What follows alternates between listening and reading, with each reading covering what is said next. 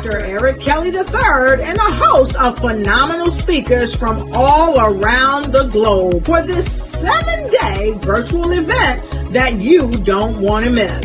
The mission of the Black Business Expo is to raise scholarship money from kids all the way from high school all the way from college. The Black Business Olympics is one of the largest Black business showcases in the world. It is an opportunity for businesses and companies to showcase their businesses globally. We are going to be giving away laptops up to $5,000 away to students.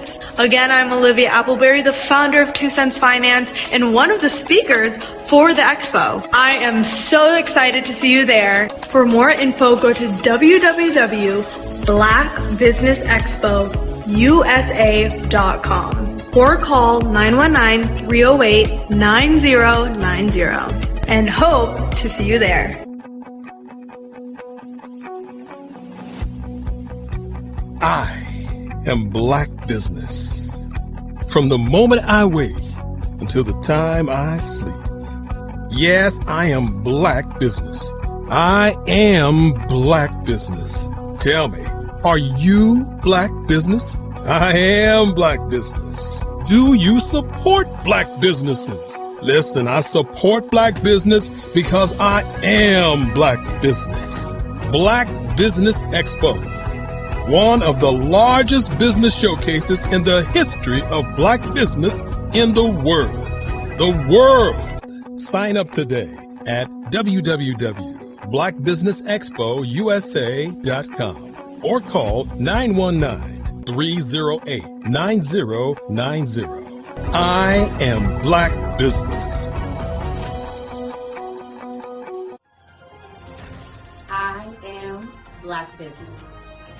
From the moment I wake until the time I sleep, I am Black Business.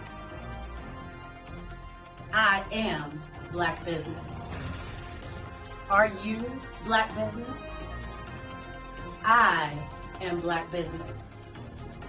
Do you support Black businesses? I support Black business because I am Black Business. Black Business Expo, one of the largest business showcases in the history of Black America in North Carolina.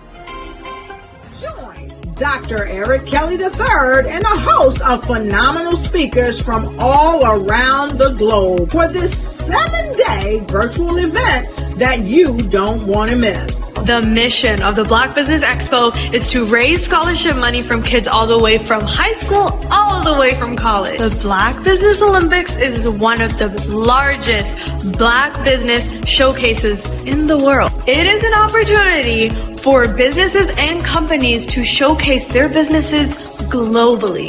We are going to be giving away laptops up to $5,000 away to students.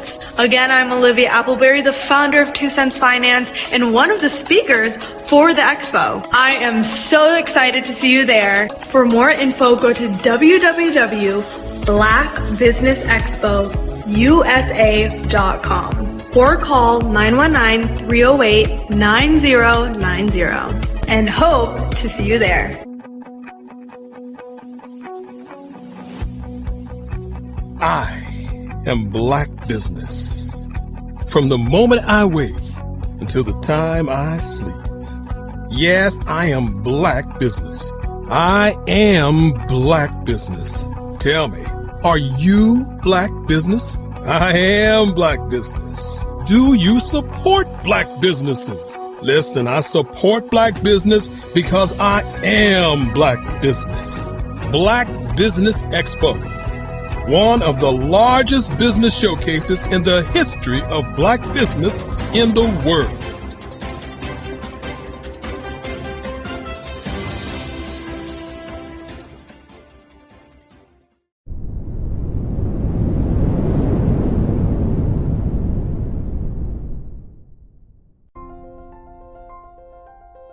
What if you could build your own city? A place where every child can find nurturing people to help them achieve their full potential.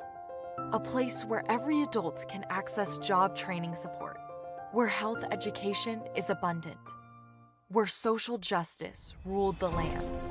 A place without limitations. Welcome. You have arrived at STEM City, USA. It is what every city should be. A safe and trusted community where you find people and resources to help you become everything you are and beyond. STEM City is unlike anything you have ever experienced. It is a digital twin of the world around you, only better. STEM City is about energy and soul renewal. It is more than a digital world. You can almost feel the power of live cultural events, music, and theater. STEM City promises a better future for children with caring mentors and hands-on activities with dedicated tutors to support our youth. STEM City is your passport to a healthy lifestyle with weekly events addressing our community's many issues. STEM City is your financial well-being with helpful information on wealth management, career advancement, job training, and so much more. STEM City is the community you deserve. It is the city where your dreams can come true. STEM City USA, a place in the sky that is accessible to all who reach for the stars.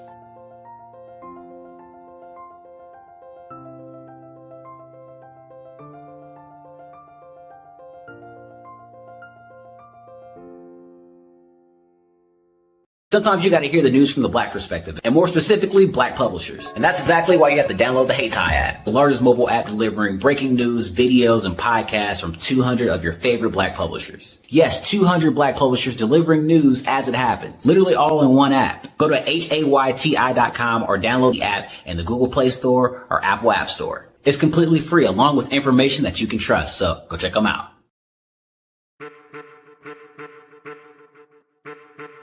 I am a child of the Most High God.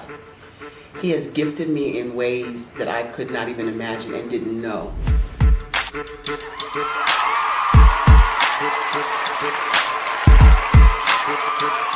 There was a time when I didn't know who I was. I listened to other people tell me who I should be, what I should do. I listened to people telling me that I should be a boutique owner, that I should be a construction manager, that I should be a laborer. Have you ever felt like you should do something else, be something else, go somewhere else, be wherever you wanted to be, and you felt like you were in a box? Anybody in the room? And you couldn't get out. Anybody in the room? And you kept trying to go and you couldn't get out. Anybody in the room? But let me tell you, you need to rock the box. Rock the box.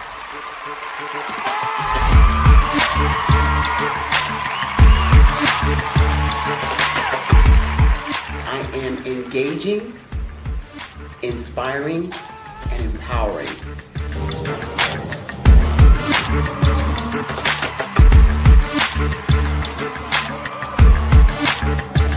I would give you everything I know. Just by touching you, if I could, by osmosis, give you every single thing I've learned, I've gone through, I know I would. We know that's not possible, but as it is possible, I love to share information with people. Some of you out there, people have told you that you can't be, you can't have, you can't do. But I will tell you, like Kingston said, you can, you must, and you will. If it's to be, it's going to be me. You got to say it. If it's to be, it's going to be. If it's to be, it's going to be. If it's to be, it's going to be.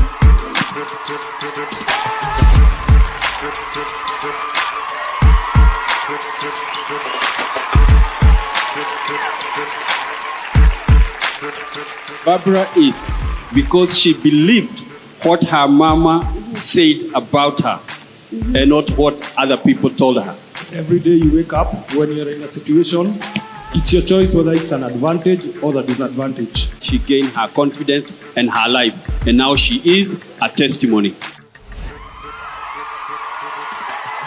If I can help you elevate yourself, then I feel like I'm elevating my own self as well.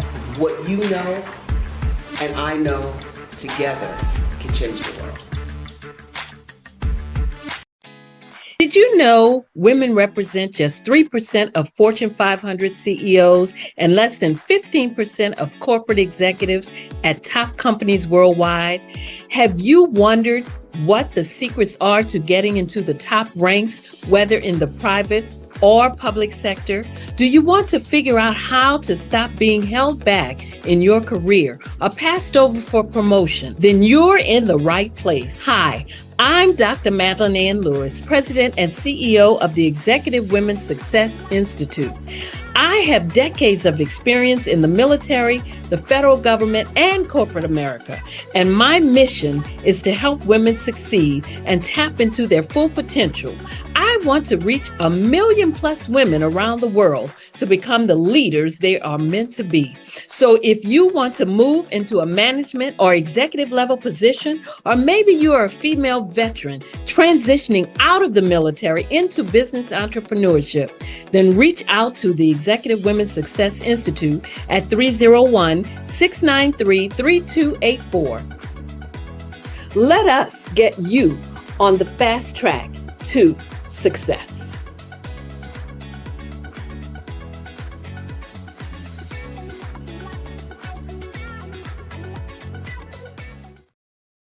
Follow the Brand TV broadcast host, Grant McGaugh, as he visits with top executives and entrepreneurs to find out their secrets of success with their personal brand. Follow the Brand TV broadcast host as he focuses on brand development to build better relationships, bring value to your business, relationships, and career. You will enjoy listening to each episode that is tailored to speak to you directly. If you're looking for this type of clarity in terms of building your brand, you have tuned into the right station. Each episode will help you to shape a conversation in the 5-star BDM network of 20,000 professionals and become a springboard for your corporate engagement and business opportunities. Each guest will frame their story in the areas of personal branding, business development, career development, financial empowerment, and technology innovation. Grant McGaugh explains why he is the CEO and owner of his own professional career. Grant is an accomplished business leader and entrepreneur who wants to give back to individuals to grow their personal brand strategy. Tune in as he weaves his story about new possibilities, while to you exceed expectations. If you love storytelling, this show will make for fun.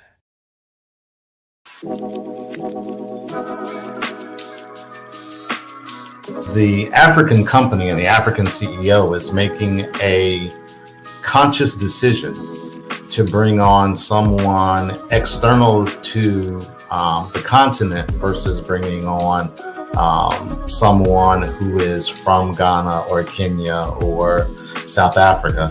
And so the skill sets of the people that we take through our executive leadership training program and ultimately on the placement, obviously have to be extremely high caliber.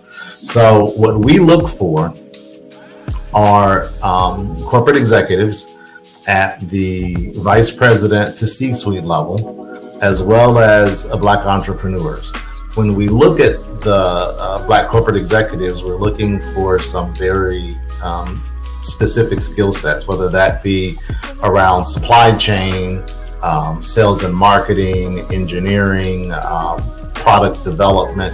We want our folks to be able to add immediate value to the corporate board, right? And the other thing is, even if they don't necessarily have specific industry experience, they're bringing a diversity of thought.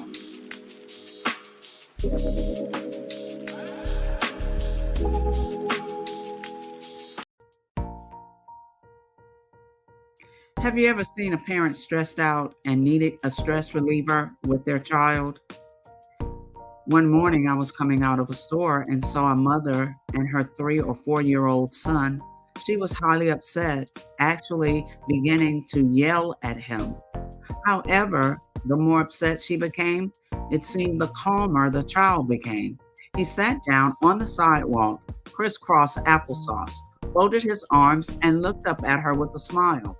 You see, the angrier she became, the calmer he became, because he had the control of the situation. Hi, I'm Frizelma Lynn. I am the CEO and founder of Frizelma Teaching Parents, LLC. I'm a retired teacher, school district administrator, an author, speaker, and I am the parenting 911 coach. My mission is to rescue families by equipping parents with proven, effective, and practical strategies to enhance their parenting skills. Many times we as a society expect parents to teach, train, and raise their children without providing the necessary tools they need to accomplish this. However, parenting issues cannot be resolved without intervention. Therefore, Frizelma Teaching Parents has provided coaching programs, digital courses, and live webinar trainings to provide step-by-step research-based parenting strategies, even for parents whose children are disrespectful, defiant, for those who have been diagnosed with ADD and ADHD, and even for parents of adult children. No longer will you have the need to feel like you are a failure as a parent. You will now have the tools needed. The Black Business Expo's mission is to raise funds for high school seniors going to college or K through 12 entrepreneurs. This expo is a fundraiser for students. Please, you may go to www.blackbusinessexpousa.com to donate to the scholarship fund or use the Cash App at $BBXUSA.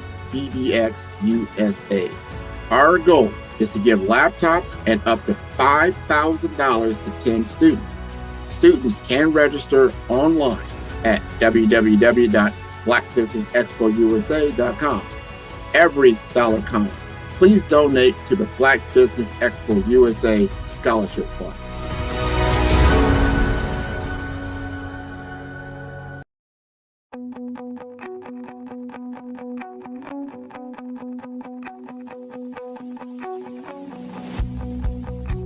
I am Black Business. From the moment I wake until the time I sleep. Yes, I am Black Business. I am Black Business. Tell me, are you Black Business? I am Black Business. Do you support Black businesses? Listen, I support Black business because I am Black Business. Black Business Expo, one of the largest business showcases in the history of Black business in the world. The world! Sign up today at www.blackbusinessexpousa.com or call 919-308-9090. I am Black Business.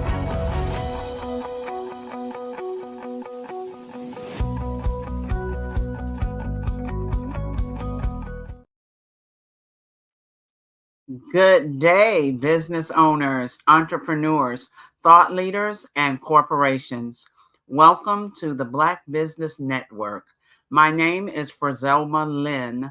I am your business moderator for this morning on the Black Business Network.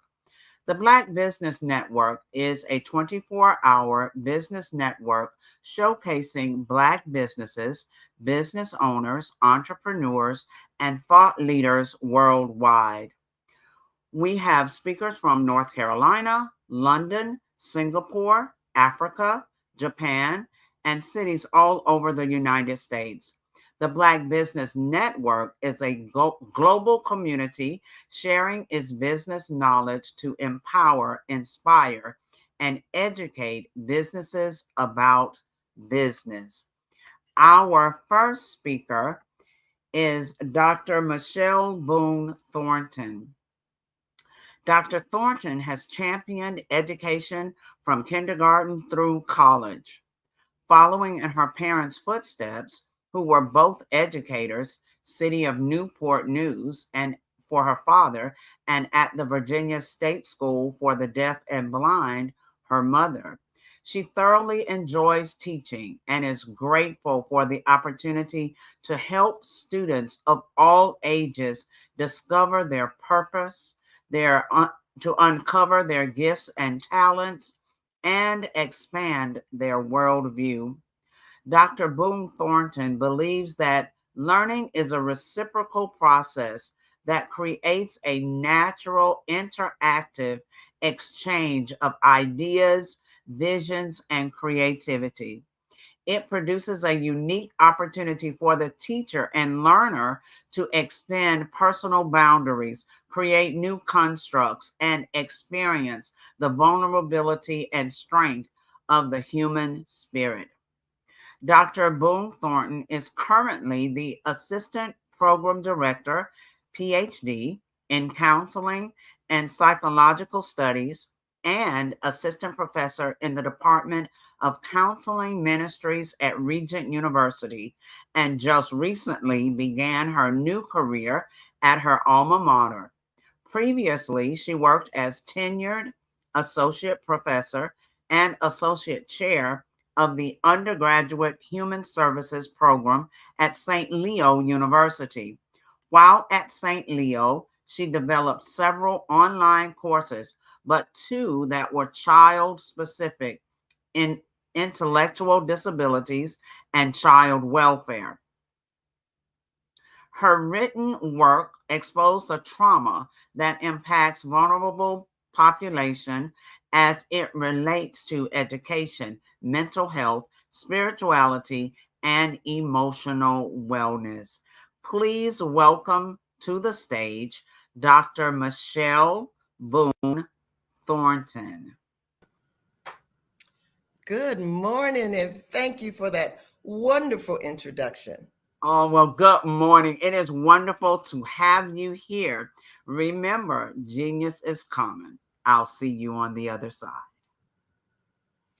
Thank you so very much. And I just appreciate the opportunity to share with you and tell you a little bit more about my Transforming Reality, Removing the Mask series and how it came to be.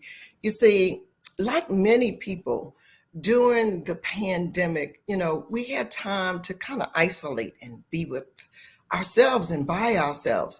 And a little bit of the noise and distraction that goes on around us all day was removed. And during this period, I started thinking about a couple of things. And I thought, I've got a lot of background in mental health, a lot of background. I've worked with children and their parents. I've been a foster parent. I've seen children taken from one environment, putting to another, and the differences it could make. And so I got to watch it from both sides. And then I thought about what I experienced as an educator, not only in elementary classrooms, doing pull-out programs for behavioral and emotional disorder students, but as a college instructor. The neat thing about it was I taught other adults from the collegiate level how to be human service professionals. So people working with people that brought on a totally different dynamic because we each bring our own uniqueness to a situation. And even taking that even a step further and looking at people who are business owners, they're working in their businesses and they're working with people, and people all have something in common. And so I thought about it for a while. I thought about happiness, the thing that we all search for.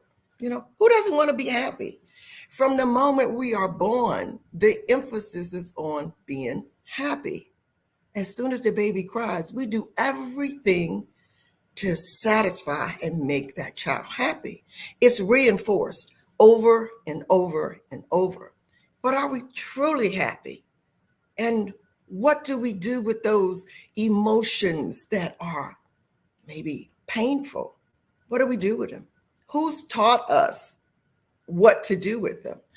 And so all of that came together and me working on this series, because at the heart of it, I want to help people discover their real treasure. Now, life will tell us that the treasures exist in our environment, houses, cars, things, but that's not the true treasure. The treasure is within us. It's the gifts and the talents and those individual things that we each bring to this world that's so different.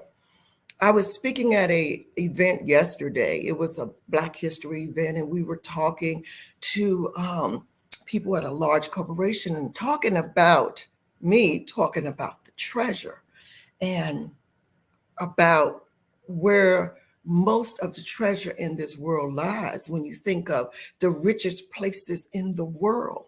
And so they started naming them, Dubai and this place and all of these countries. And it's really the cemetery, because all of the hopes, the dreams, the innovation, the creativity that's in us that we never tap into is buried. And so my thing is to help you uncover, unmask those buried emotions so that we can get to the treasure. And one of the things that I realized as I started to do this, I started initially just video, virtual, because again, this came to me. I had been working and walking in this path for quite some time, but it all came together during the pandemic, when I myself was experiencing loss at a rate that was just unbelievable. And I thought, as a psychologist and a mental health professional, hey, Michelle, what stage of grief are you in? And I just couldn't move. I was just stuck in anger. And I said, now everybody else has to be feeling some of this as well. So I started doing virtual conferences, virtual retreats, just speaking to my targeted audience at that time were women. But as I went from place to place and started to incorporate a workshop with it, I realized that it's everybody. It's children, it's men. Mental illness doesn't discriminate. It's everybody. When I would go and I would ask people about trauma, how many people know someone or have experienced trauma themselves? And a few hands would go up. And then as I started to talk about trauma, acute trauma, chronic trauma, complex trauma, vicarious trauma, when you look at it and it's defined in that manner, we all have. Maybe not firsthand, secondhand. When you turn on the TV and you hear about deaths and accidents and explosions and war and natural disasters and man-made disasters, it's all around us. And we ingest that every day, a little bit more and a little bit more. And we think, okay, I'm not going to deal with that right now. And so you put it away. And we do an exercise. I remember doing an exercise with a lot of the children I work with. Where do you put this hurt away? They talked about feeling disappointed, feeling ashamed of who they were, feeling like they were not enough, or that they had some weaknesses or that they were a disappointment. And I was like, where do you put those feelings? And even as adults, we go through a lot of the same things. Where do those feelings go? Well, we bury them. Some of us try to talk to people about them, but we haven't been trained to help people talk through their emotions and their feelings. A lot of us haven't. And a lot of us just haven't been in environments where that has been modeled. I can remember growing up, and I'm telling you, I had the best parents ever.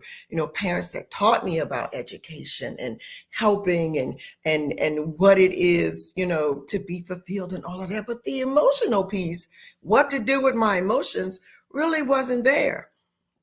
Sometimes when I complained, I was met with, you have everything. You should not be worried about this. You don't have anything to worry about this, and but it didn't really tell me how to deal with what I was feeling. I talked a little bit, even when I spoke yesterday, about positive, toxic positivity. And people mean well, but they don't have the capacity to really help you deal with some of the trauma and the emotions that you're dealing with. And so they say, sometimes they tell you about what they've gone through and say, hey, you'll be okay. You're tough. You got all of this help. You're going to get through it.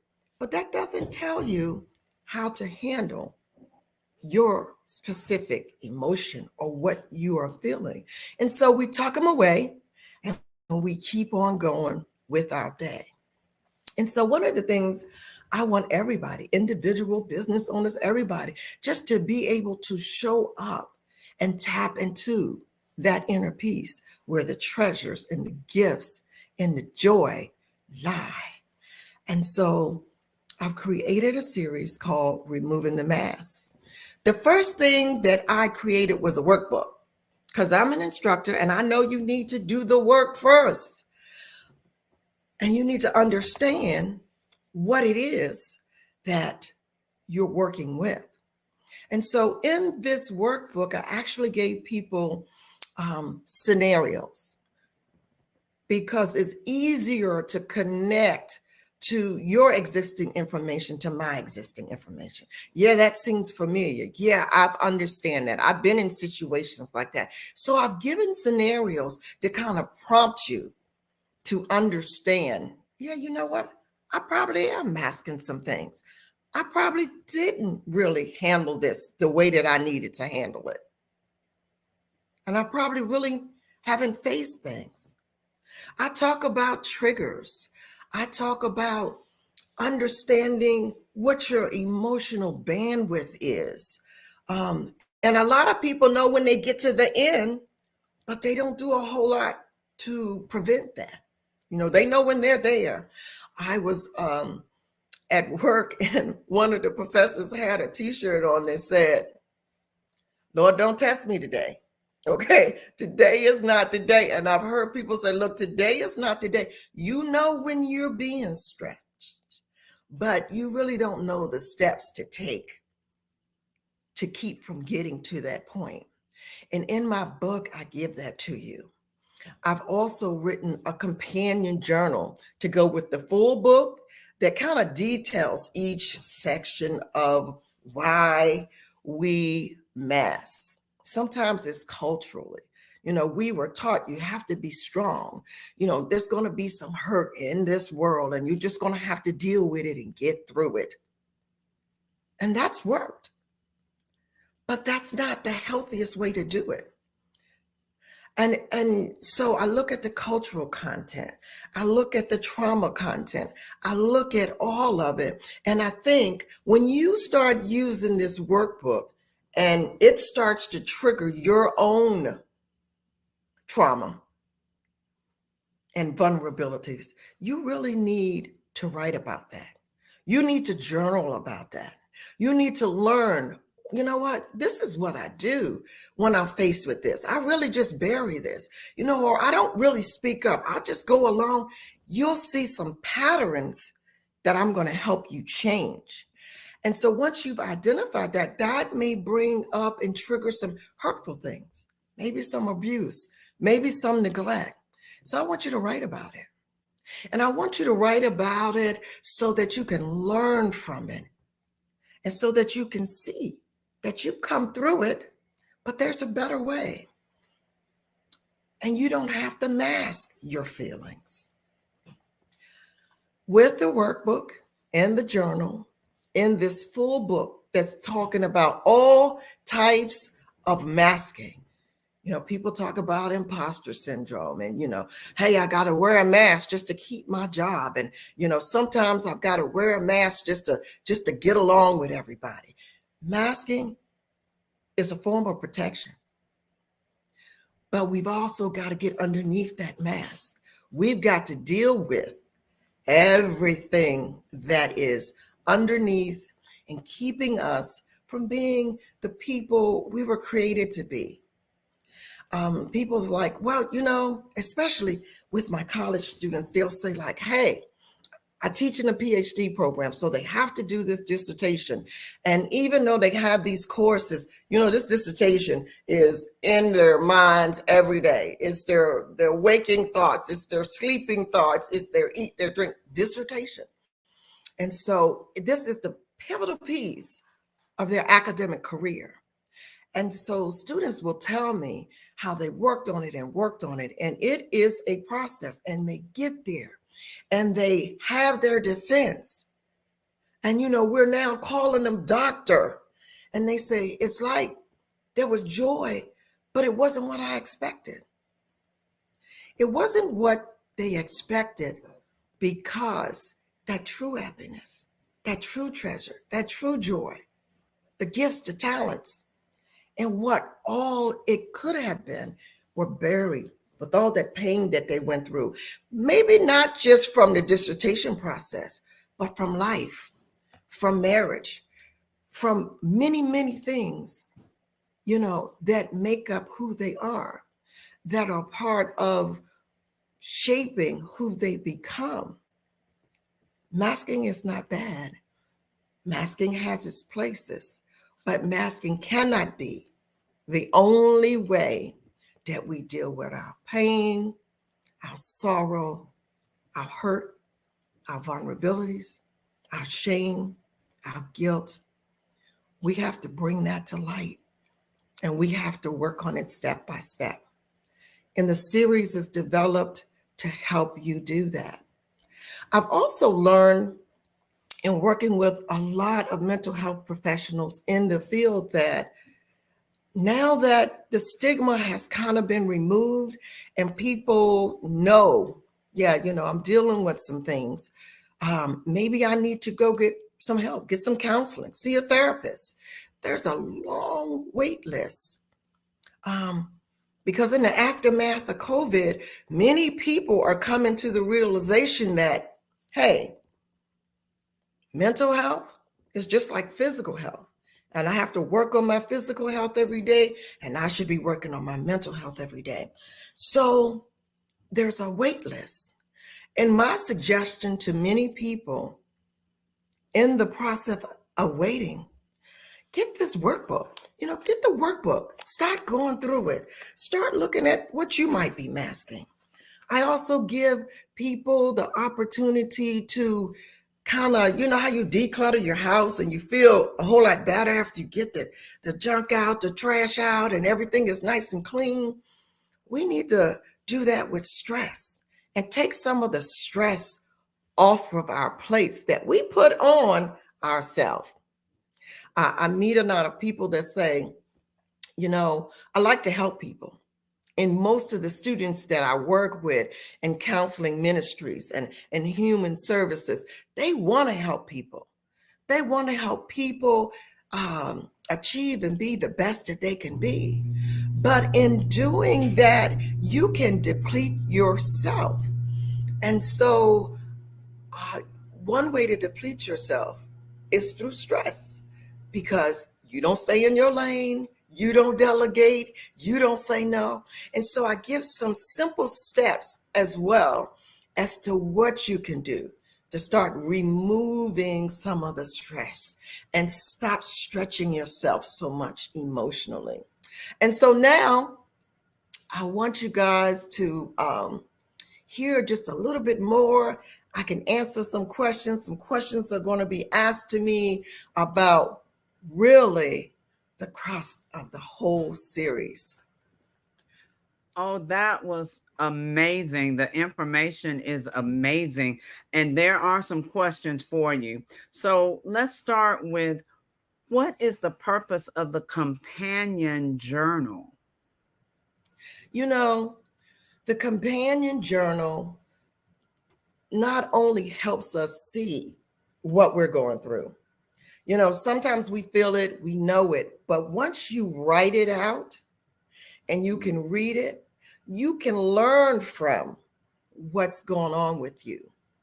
And when we write, we kind of tap into that inner person, that inner soul, that heart.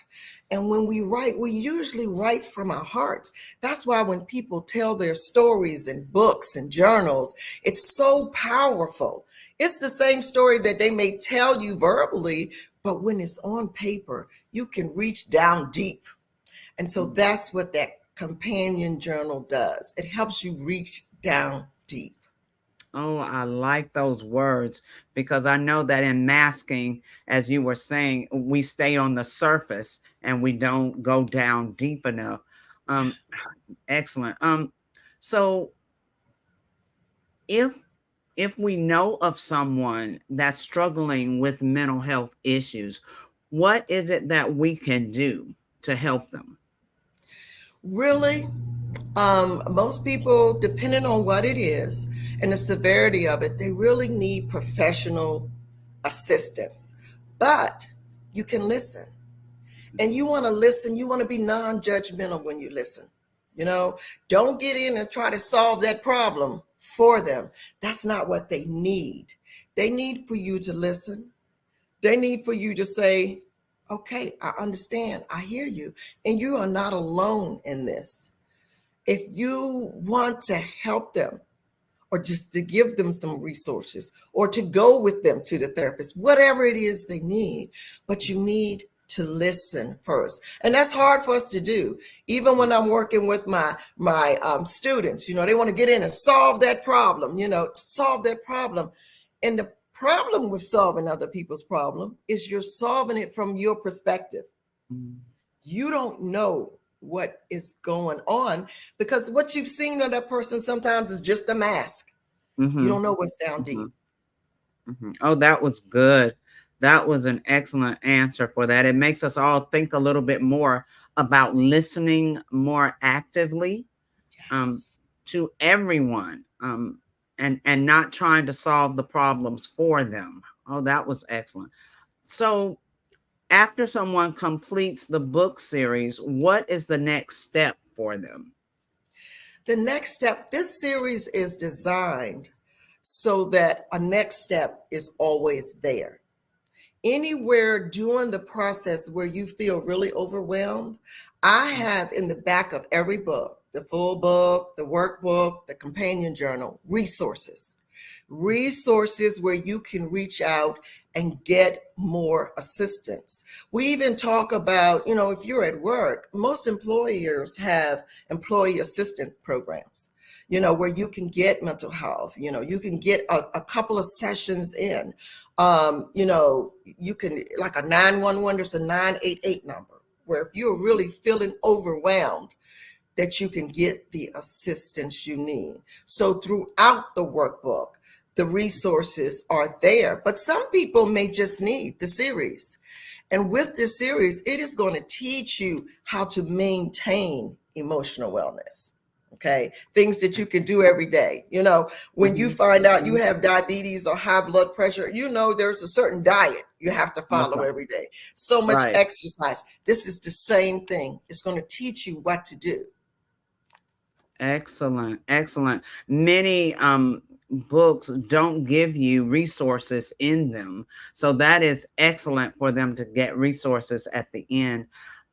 So who is your identified population? Who is the book really for? Well, that's an excellent question, because when I wrote this book, my identified population were women, because women wear so many masks. You get up in the morning and you're the mom and you're cooking breakfast and you're getting people ready.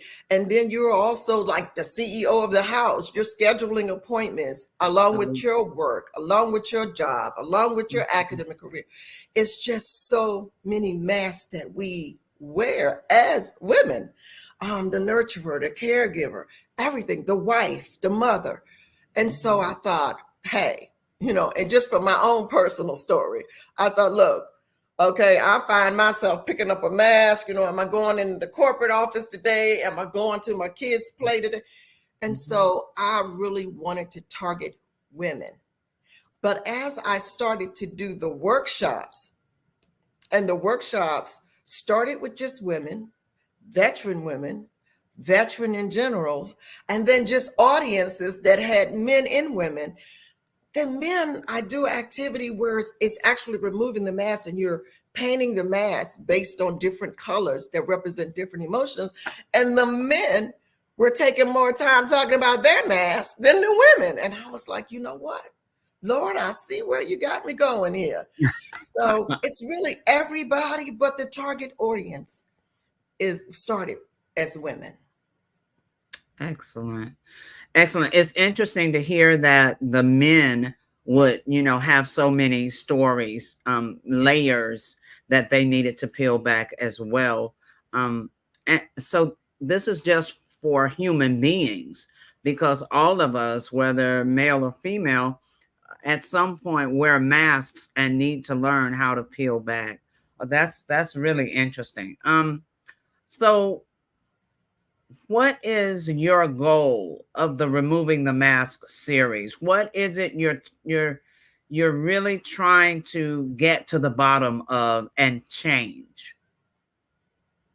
Well, one of the things that we've been taught to do in life is to try to find happiness. But the real goal is peace, inner peace. And we got to get to that, because it's buried with all kinds of pain and hurt and just things that we have just been covering. And so my goal is to help you tap into all of those gifts and talents and the creativity that we stifle when we put the negative lens on top. And everything is seen through a negative. People are like, Michelle, why are people so cutthroat? Everything is just so, negative. And what's wrong? You're looking for what's wrong, because you got the negativity on top of the joy, the peace, and the treasure. And you got to peel that back. And so once people get there, you can walk in your purpose and enjoy your life like never before. Wow. Yeah, it's interesting too that negativity or hurt or pain or whatever it may be is on top of the joy and the peace and all of that. And you have to dig through to get down to that layer. Oh, wow. You talk about peace in your presentation. So elaborate on that then a little bit more. Right. When we talk about, the whole big picture, and you can take mental health as the whole big picture, because we're all dealing with something in the aftermath of COVID. There is a peace underneath that, right? And you look at, the family unit is just coming apart, and the parenting, the component, and all that. And peace is at the base of that. It really, really is. And so that is where we need to get to. If we can get there, we can solve these other problems.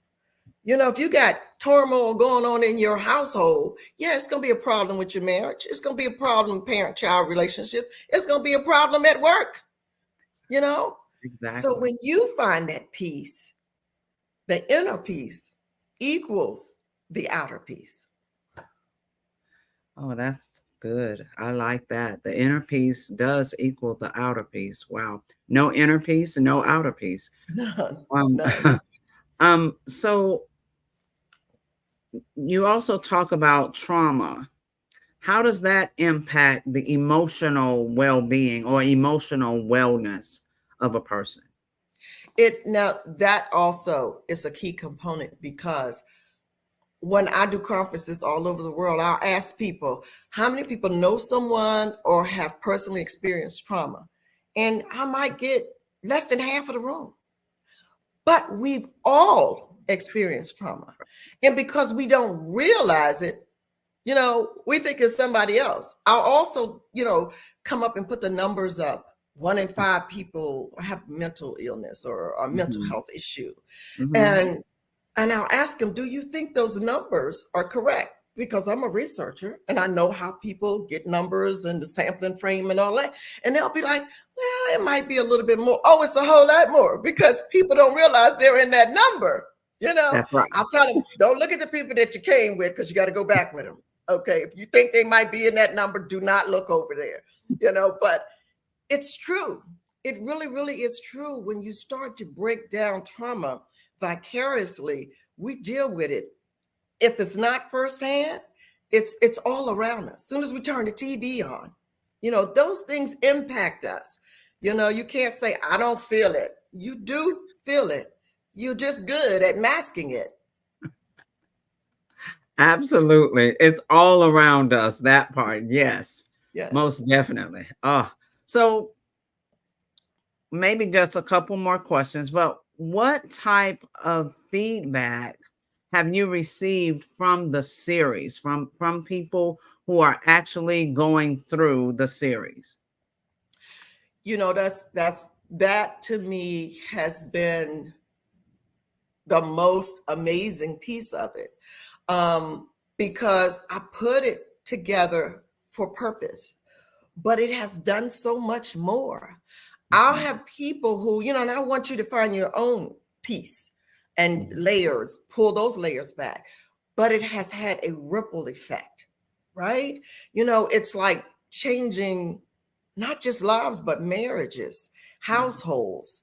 It's having, I've done workshops for women in church groups, and it's changed just their outlook.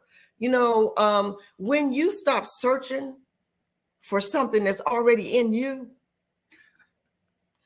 that just changes the whole perspective, that you have it already. And you just don't know the frustration a lot of people go through looking for something that they're not finding. And that when you realize you are that, it's there, your life is different. And so I've just heard internationally, when I go to Nairobi a lot, and I'll speak to people, and they're like, Dr. Boone, this is just wonderful. We looking here and there. And, when we start looking in and developing that person and pulling back those layers and working from that perspective, it's life-changing. Absolutely. I would imagine so. And it's interesting that you say, even marriages change, the people, their entire personality almost changes, because now the real them that they've been looking for can come out. Oh, I love it.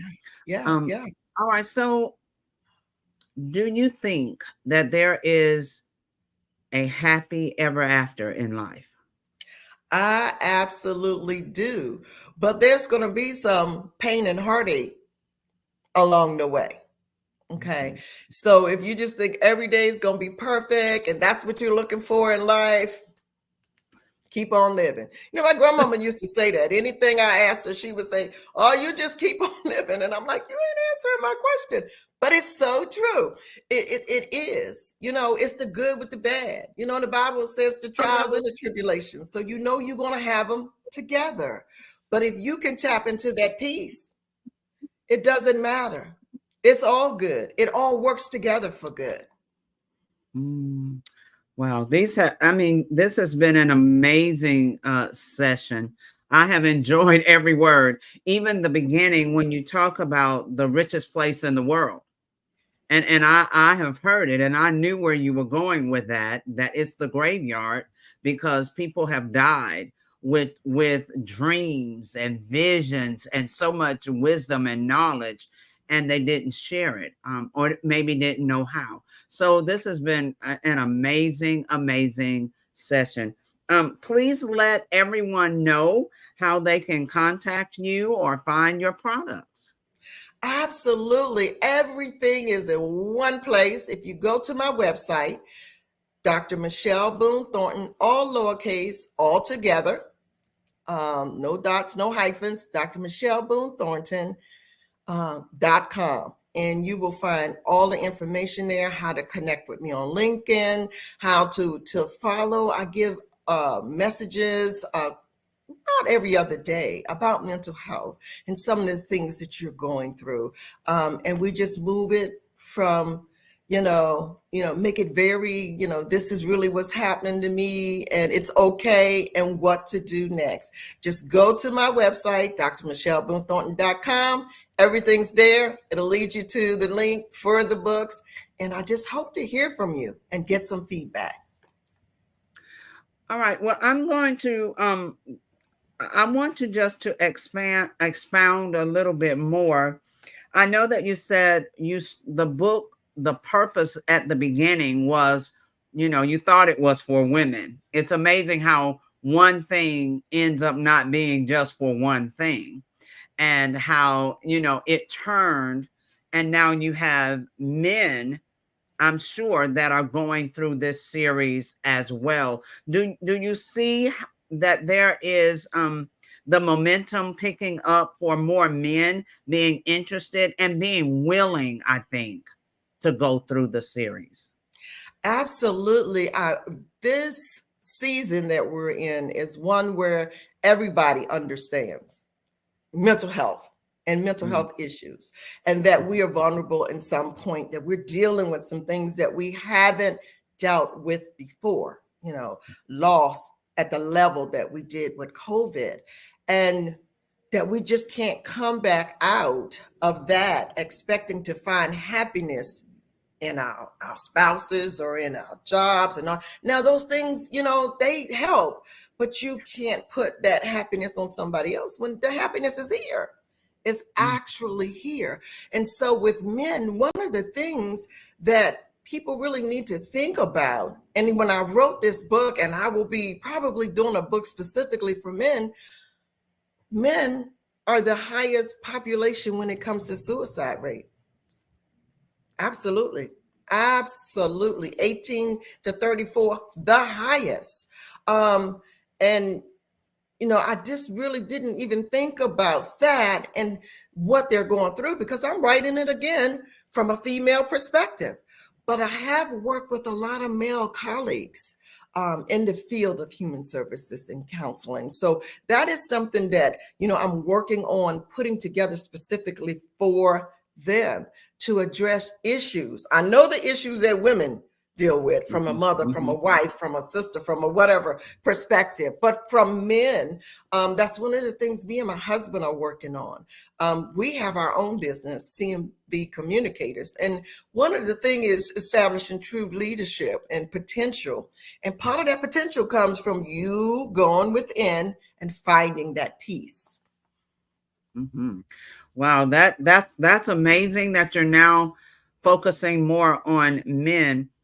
It's also wonderful that even all the trauma and the different things that we've dealt with, we're at a time where men can show their feelings, because in the past, so much of that was, suck it up and be a man, Absolutely. That kind of thing. And that when I hear you talk about the suicide rate, that is a part of that, not knowing and not being shown how to share your feelings, how to show your emotions, and, not feel that you're less than a man for doing so. So, that's going to be wonderful from a man's perspective. Absolutely. Yeah, from a man's perspective. All right. So any last tidbits that you want to share with us in this last minute? In this last minute, I want to help people just take some of the stress off of themselves. Now that you know where the true joy, the true happiness, and the treasure lies within, I want you to continue to take that stress off. I want you to say no. Especially when your calendar says no, say no too. That's it. You don't have to put anything else with it. Don't have to make an excuse or anything. And I just want you to really think about, what it is you're bringing to the table. That's self-worth. You have so much value within you, and just start focusing more on that. Don't worry about what's going on around you. Focus on you. Oh, that is so wonderful, so amazing, because we do have self-value and we need to know it. Sometimes only others know it and we don't see it in ourselves. So this has been absolutely amazing. It was wonderful to meet you and to talk to you, get a chance to hear the wonderful things that you are doing. Mental health has really grown so much because of all the things, we've gone through with COVID and other things. So hats off to you. And I hope that millions get the series and go through it. Remember, genius is coming. I'll see you on the other side. Thank you.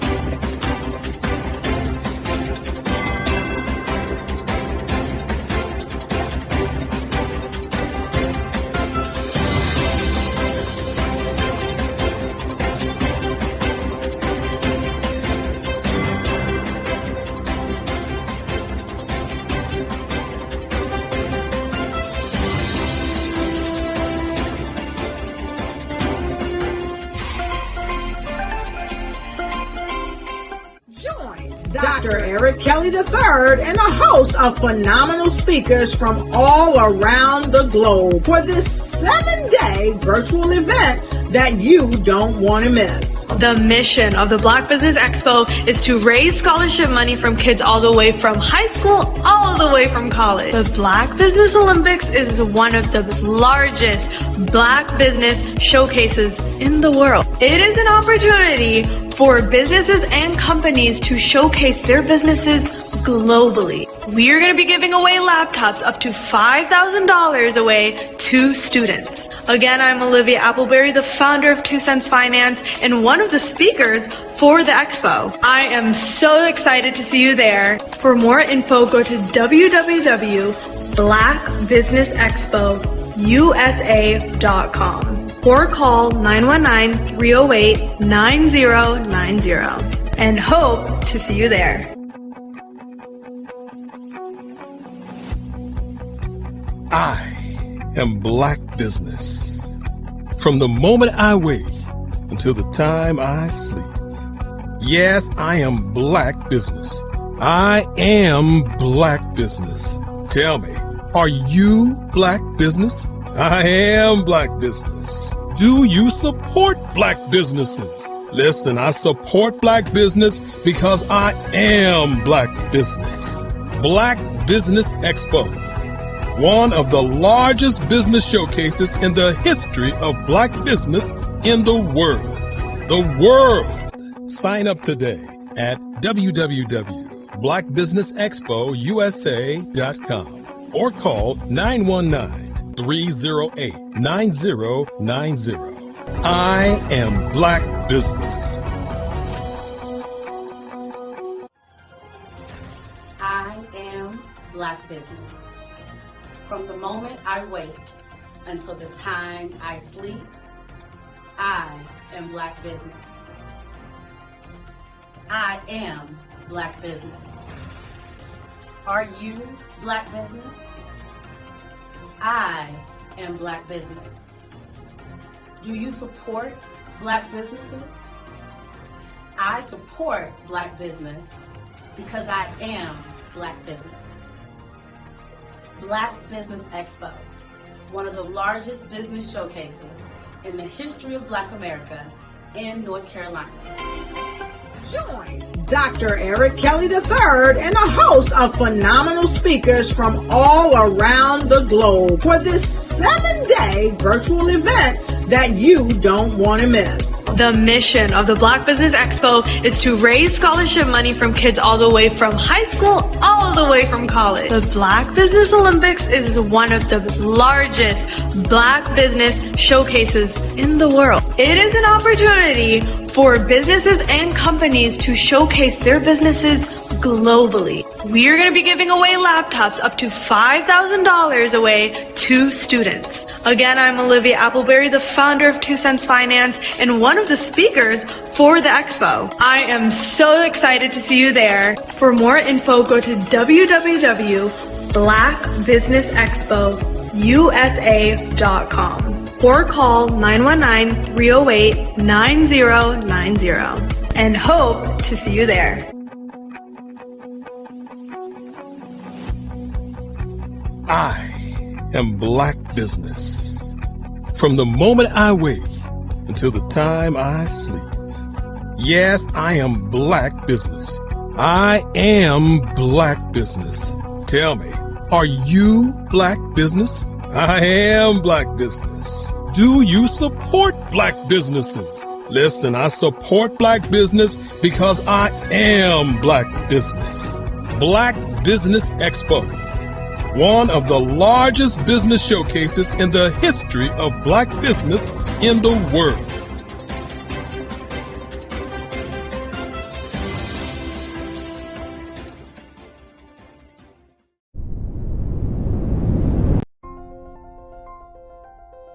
What if you could build your own city?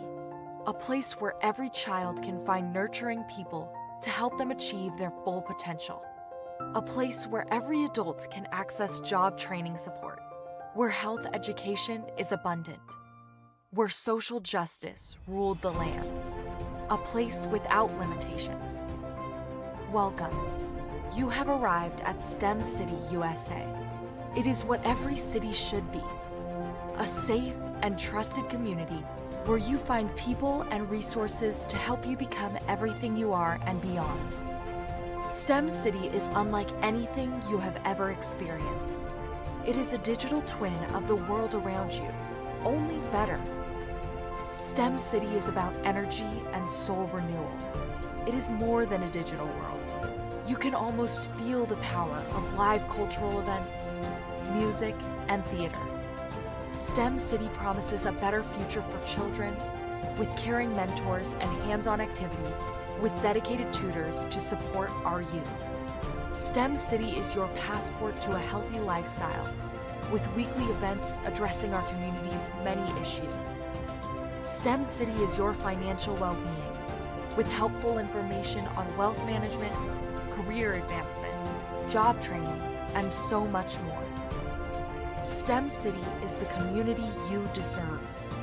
It is the city where your dreams can come true. STEM City USA, a place in the sky that is accessible to all who reach for the stars.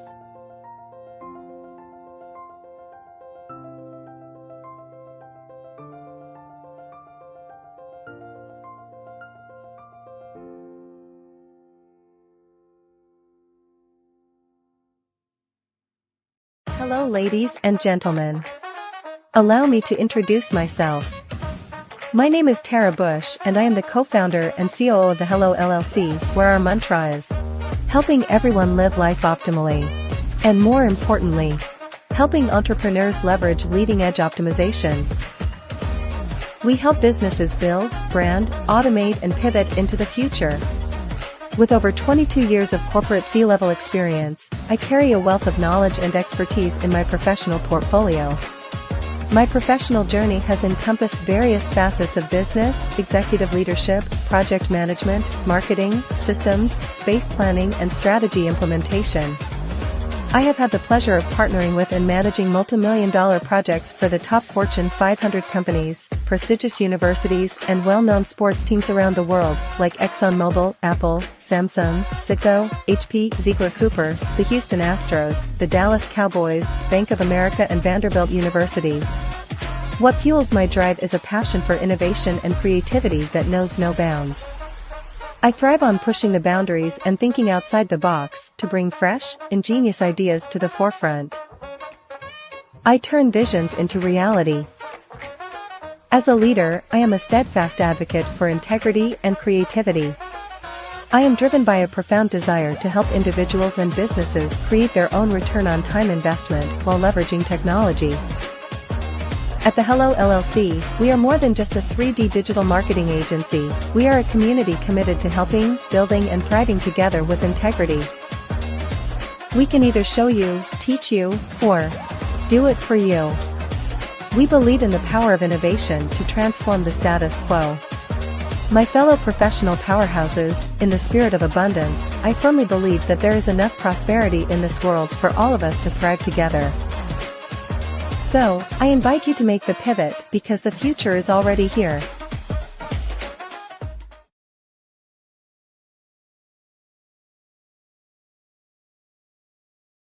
Sometimes you got to hear the news from the Black perspective, and more specifically, Black publishers. And that's exactly why you have to download the Hey Tie app, the largest mobile app delivering breaking news, videos, and podcasts from 200 of your favorite Black publishers. Yes, 200 Black publishers delivering news as it happens, literally all in one app. Go to HAYTI.com or download the app in the Google Play Store or Apple App Store. It's completely free along with information that you can trust, so go check them out.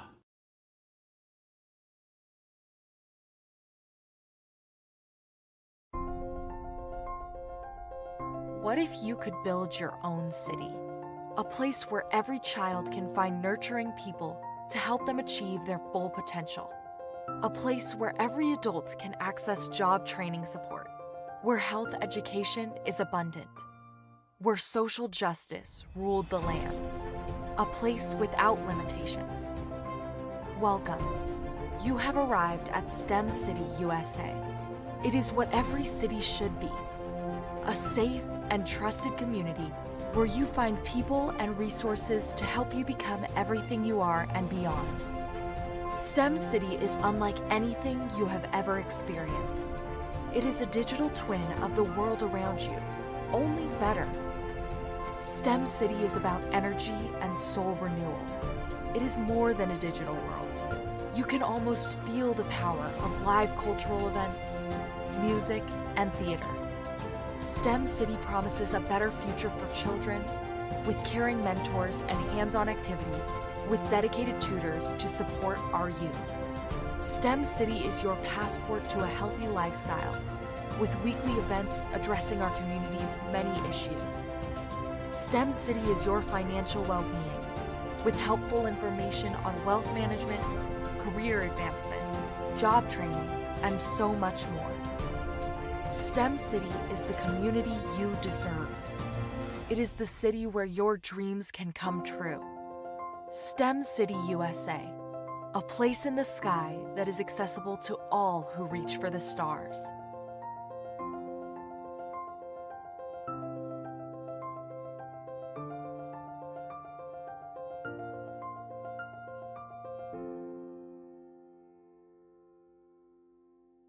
Absolutely. So our coaching program help people that have the lack of time, that lack strategies, and lack the confidence to go after their dream life. So we help them implement tools. We help them implement, I love to leave the inherited lack of finances or the education behind finances. But it wasn't until I lost my firstborn, my only son, that life changed for me. And where I was going after it all, living the corporate life, hit my 6-figure income, and living in my dream house with my dream man, driving my dream car. Wow. I nearly lost it all when I lost my son. And so I realized it only takes one financial catastrophe that can change your entire life. That's what made me start All New Beginnings. Because no matter what's going on in life, there's a new beginning. And because of that, we develop a program called Wise Minded. My little slogan is, don't just dream it, let's live it. If they want to connect with you or work with you, what is the best ways for them to be able to do that? Well, for my social media guru, you can connect with me on every single social media platform as Tanya T. Rose.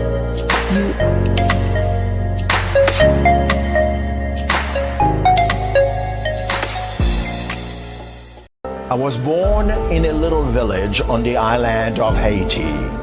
Many deadly diseases pounded me. It is as if they were on a mission to end my existence on this earth.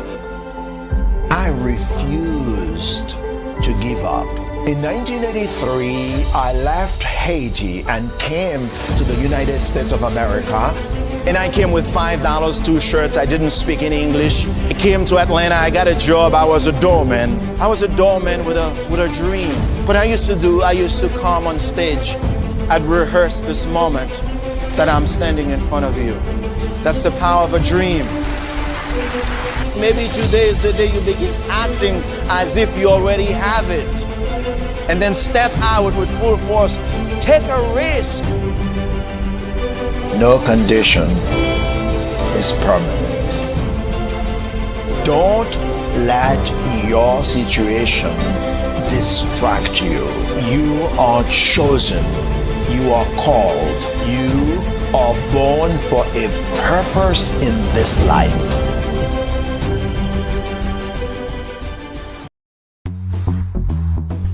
Attention all entrepreneurs and companies. Are you looking for reliable and efficient virtual assistants and back office support to help you manage your business tasks? Look no further than Superwoman Business Services.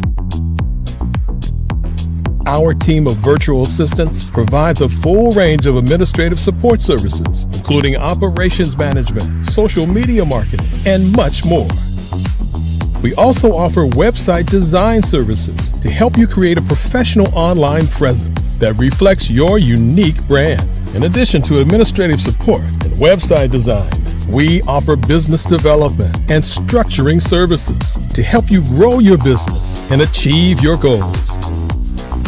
We'll work closely with you to identify areas of improvement and develop a customized plan to help you reach your full potential. At Superwoman Business Services, we understand that running a business can be overwhelming and time-consuming. That's why we're here to help you fly high and achieve success. Our virtual assistants are highly skilled, experienced, and dedicated to providing you with the support you need to thrive. Come fly with us and take your business to new heights. Let us help you become the superhero entrepreneur you are meant to be.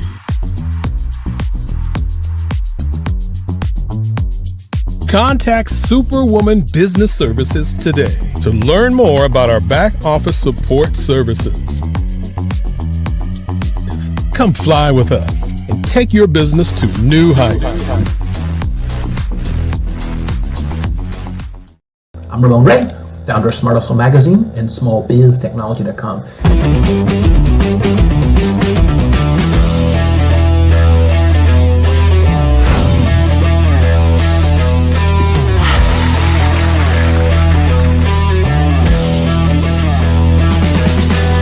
You're here today to celebrate small business success. Stand up on your feet. You rocked the house. It was amazing. Didn't we learn? For me, success comes from failure. One thing not to do is shake somebody's hand like this.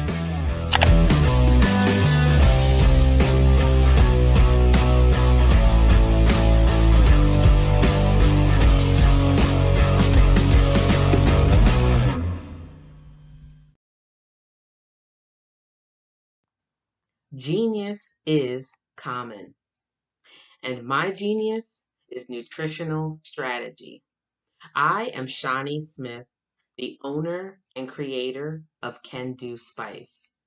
Can Do Spice was created because I knew that adding herbal and mineral supplements to my diet did not have to be boring. In fact, because I'm a food enthusiast, I knew I could create something flavorful and explosive that also had the benefit of adding herbal supplements such as sea moss, bladderwrack, burdock root, and black seed, just to name a few. I invite you to take this journey with me where we come together and take control of our nutritional health. It is my way of sharing my genius, the gift of flavor and the healing power of herbs to the world. What is your genius?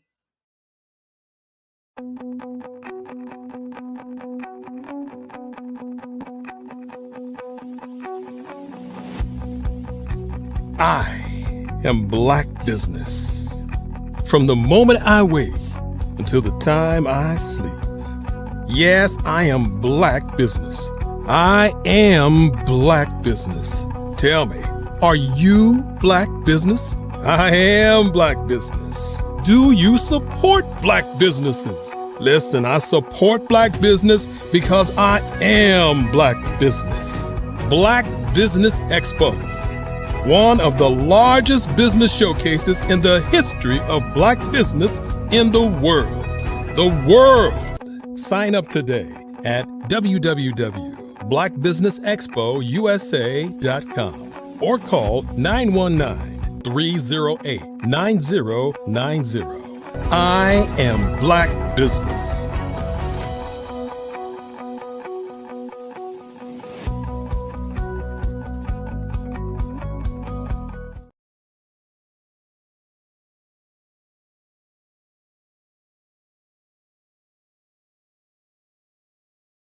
Hello, I am Dr. Eric Kelly III, the visionary strategist and founder of the Black Business Olympics. I invite you to showcase your Black-owned businesses on the Black Business Network global stage. The Black Business Olympics is a global Black Business Network platform that propels Black-owned businesses into the international spotlight. By showcasing your business on the Black Business Olympics platform, you can reach a worldwide audience of potential customers, partners, and investors. You can also establish yourself as a thought leader and expert in your field, attract lucrative partnerships, and more speaking engagements. In addition, the Black Business Olympics platform provides a valuable opportunity to connect and collaborate with like-minded entrepreneurs and business professionals from around the world. Good day, business owners, entrepreneurs, thought leaders, and corporations. Welcome to the Black Business Network. My name is Frizelma Lynn. I am your business moderator for this morning on the Black Business Network. The Black Business Network is a 24-hour business network showcasing Black businesses, business owners, entrepreneurs, and thought leaders worldwide. We have speakers from North Carolina, London, Singapore, Africa, Japan, and cities all over the United States. The Black Business Network is a global community sharing its business knowledge to empower, inspire, and educate businesses about business. Our next speaker is Tosima Giles, known as your favorite consultant. Tosima has a unique set of skills that includes utilizing community engagement to expand the range of social media management and leverage TV promotions to help get the word out for the benefit of reciprocal needs within business and community. She is a self-proclaimed performing arts junkie who coincidentally has worked with hundreds of companies, artists, and kiddos as a business consultant while traveling through various communities, speaking about domestic violence, lending her voice to MC, host events, and volunteering with her favorite nonprofit organizations. Tosima is an actor, a choreographer, dancer, singer, writer, songwriter, assistant director, blogger, production assistant, stage manager, podcaster, TV show producer, promoter for the Speak Resilience Show, and network producer for Tosima JTV.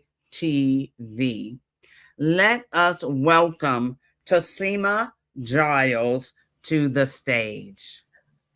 Hello. Oh my goodness, Miss How are Frizelma Lynn. you? How are you this morning? I am doing fantastic. This is Wonderful. another beautiful day above ground. Wonderful. Well, we are ready to hear. So remember, genius is common. I'll see you on the other side. All right. So I'm so absolutely honored to be here with the Black Business Network. I think even when you hear all of those accolades and all those titles that the lovely Miss Frizelma Lynn lended to you guys today, they're just letters. They're just things that we pull together. But the amount of hard work that goes into each and every title, that's what we're kind of here to talk about. At the end of the day, as business owners, we just want to do our best work over and over and over again. So I can kind of start at the beginning, I would say. Community engagement has been something that's been embedded as a part of my life throughout my life. I have always been someone who is involved in the community. I would volunteer at Operation Push Coalition, and in grade school, I was heavily involved in the arts and oratorical speaking as well. Yay to the Beasley Bees of the world from Chicago. Beasley Academic Center was where I started my educational experience. And I think it was extremely worthwhile. I'm still in touch with many of my peers from that time period. I then transitioned to Lindblom High School. When you are from Chicago, every layer of what you experience growing up really becomes not only a part of your story, but it's a part of your legacy where you go to school. So that's why this is important. So Lindblom High School and DuSable High School and Loyola University and East West University is where I would eventually find the basis for my education with a double bachelor's in marketing and management, which is a business degree. I think something that's very important to be clear about is we start off talking about the beginning because the beginning is where the launching pad was. I was raised by a single mother who worked extremely hard. My mother worked through life with me with an extreme form of dyslexia. So she didn't always have the foresight to know certain things. However, she was raising a daughter who did not have dyslexia. So it kind of skipped the generation, which meant there was a lot on my shoulders to carry. And what a wonderful honor it was to kind of lead my family into this current legacy.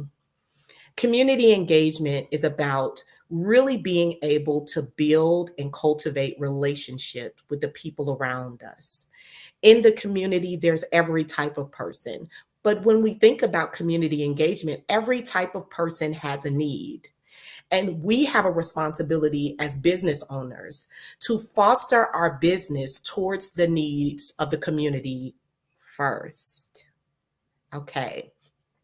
So when we foster our business to the needs of the community first, we think about what are the things that the community is crying out for? Is it more opportunity, fresh vegetables?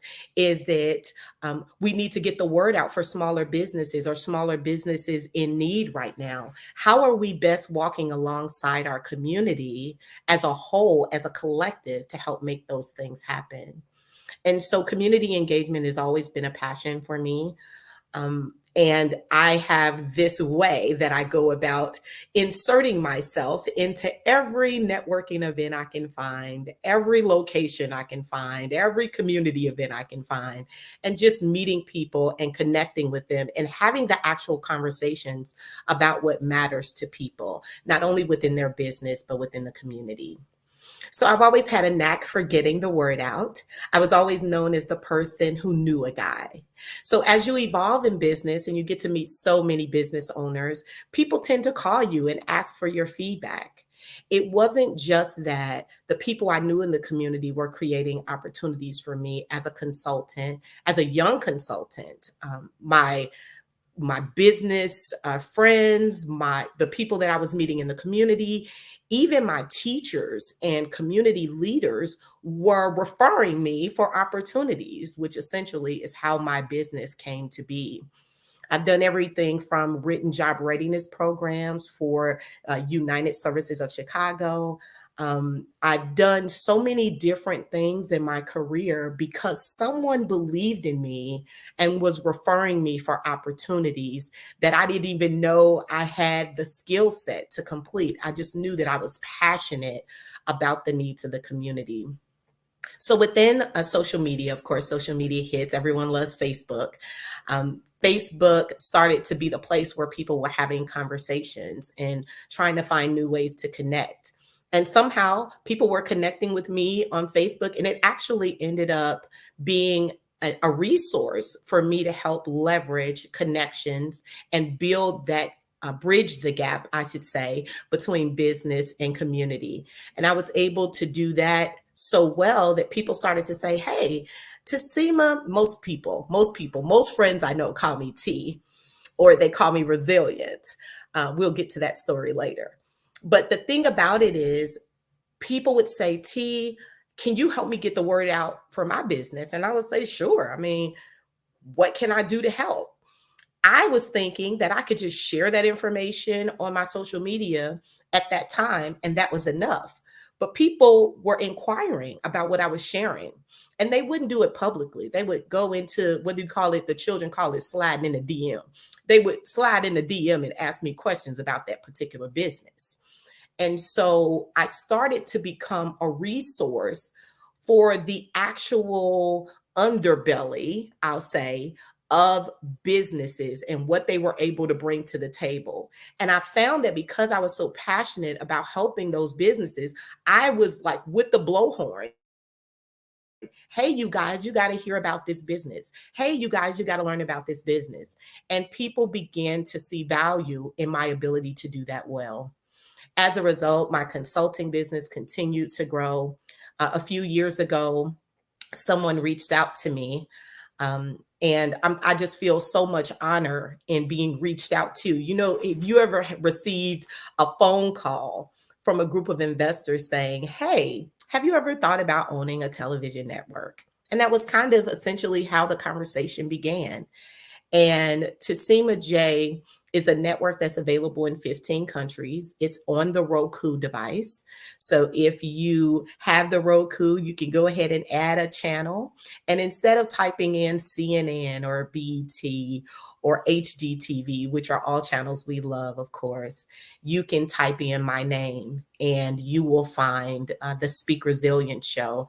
And that was the launching pad for the network. However, the focus of Tassima J TV is where arts and business form a healthy partnership, which as a result of you kind of hearing my story, you understand more and more why that's true. Mrs. Howard was my dance instructor at Beasley. And little did she know the things that she would pour into me. There were people in my class that really inspired me, like Laquelle Palmer. Shout out to Laquelle Palmer. You know, it's amazing how you remember the people who turn the light switch on in your dreams. And I'm so grateful for what Miss Howard kind of put in my heart, because it launched something special for me over the years. So not only was I growing as a consultant well before my time, I was inspired by the arts and choreographing dance routines. And at block club parties, if you guys are familiar with Chicago, we would have these parties that were literally within the block that you lived. They would shut the entire block down. They would pull out, the neighbors would pull out their barbecue grills and speakers, the loudspeakers from their residents. Whoever had the biggest speaker would pull their speaker out and just play their playlist. Kids would be in the streets playing double Dutch rope and hopscotch, and kids would be riding their bikes. And it was a very involved, interactive community experience. That was part of my launching pad for community work. That was part of my launching pad for choreography. I have worked with so many different people over the years. And let's keep in mind that even though I speak to you now as someone who's very passionate about all of these topics, there were so many difficult moments. There were moments where people didn't necessarily believe in me, believe that I was going to do a great job and all these things. You know, you have the haters everywhere you go. But what I've learned with the presence of faith, okay? Now, I'm not the Christian who wants to beat all non-Christians upside the head, but I can tell you for sure that there is no way that I would be where I am doing the things I get to do, the things I love, without a very strong faith. I think it's important for you to be able to believe in the one who knows it all and not focus so dearly on all of the day-to-day details of what has to be done, because those are things that have to be done anyway. The haters are going to exist. It's a part of life. Hate is a part of winning. And when we're able to embrace all of those things, embrace every part of the challenge, when we learn what it truly means to count it all joy, then we're able to reach our greatest potential. So I just feel really grateful to be a part of a platform where I get to tell not just the business stories, but also the personal stories. I was awarded the 2023 Rising Star Award. I'm the Rising Star Award recipient for the Greater North Fulton Chamber of Commerce. Yay to the chamber, all of my great business people there. Greater North Fulton encompasses a number of cities in the Atlanta, Georgia area.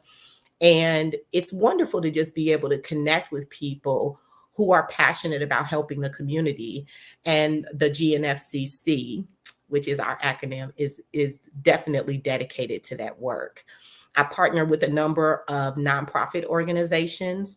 Revved Up Kids is an amazing organization that is responsible for helping to educate young people about sex trafficking and all the ways that young people can be vulnerable in the community. It's very important that we rally around organizations that are really educating our youth. I'm really excited to also be connected with the GHARC, which is Georgia Harm Reduction Coalition, and the wonderful team of people there. They have, oh my goodness, I want to say over 60 different resources for people who are experiencing homelessness. It's a wonderful benefit when people, business owners and business entities, are looking at the needs of the community as their true motivator for providing a solution in business. And I believe that GHARC is most certainly doing that. And of course, there is Frazelma Teaching Parents, which you guys have met Miss Frazelma Lynn, but I am absolutely excited to know of the work that she does in being the parenting 911 coach. You know, being able to help elevate not only the youth, but elevate the parents is really an important part of keeping community together. So with CAI Business Group is the parent company of a number of entities that are specifically designed to help elevate the community. We do everything from providing the television network that, of course, is available in so many different places in so many different ways. We encourage you all as small business owners to partner along with us to help get the word out about your business and help to build community. At the same time, we have Firefly events that are specifically designed for the community to help encourage people who are interested in the arts and for them to have a platform to share and to experience edification, because the suicide rate continues to increase. And we like to create experiences that inspire and motivate and edify the community. It's really about more than just us as individuals. And so there are a number of different layers that we provide within our services. Social media management is a huge part of what we're able to do for businesses. So if you could just thread one line all the way through our services, you will find one very common aspect. We're passionate about community. We're passionate about getting the word out. And we're passionate about helping to connect all those pieces so that small businesses can get the exposure they need and the community can get the resources they need. And when we gather, we have growth in the community. We have an educated community that's passionate about bringing change that really matters, change that really elevates generations. And this is the time for us to really rally behind each other to make that happen.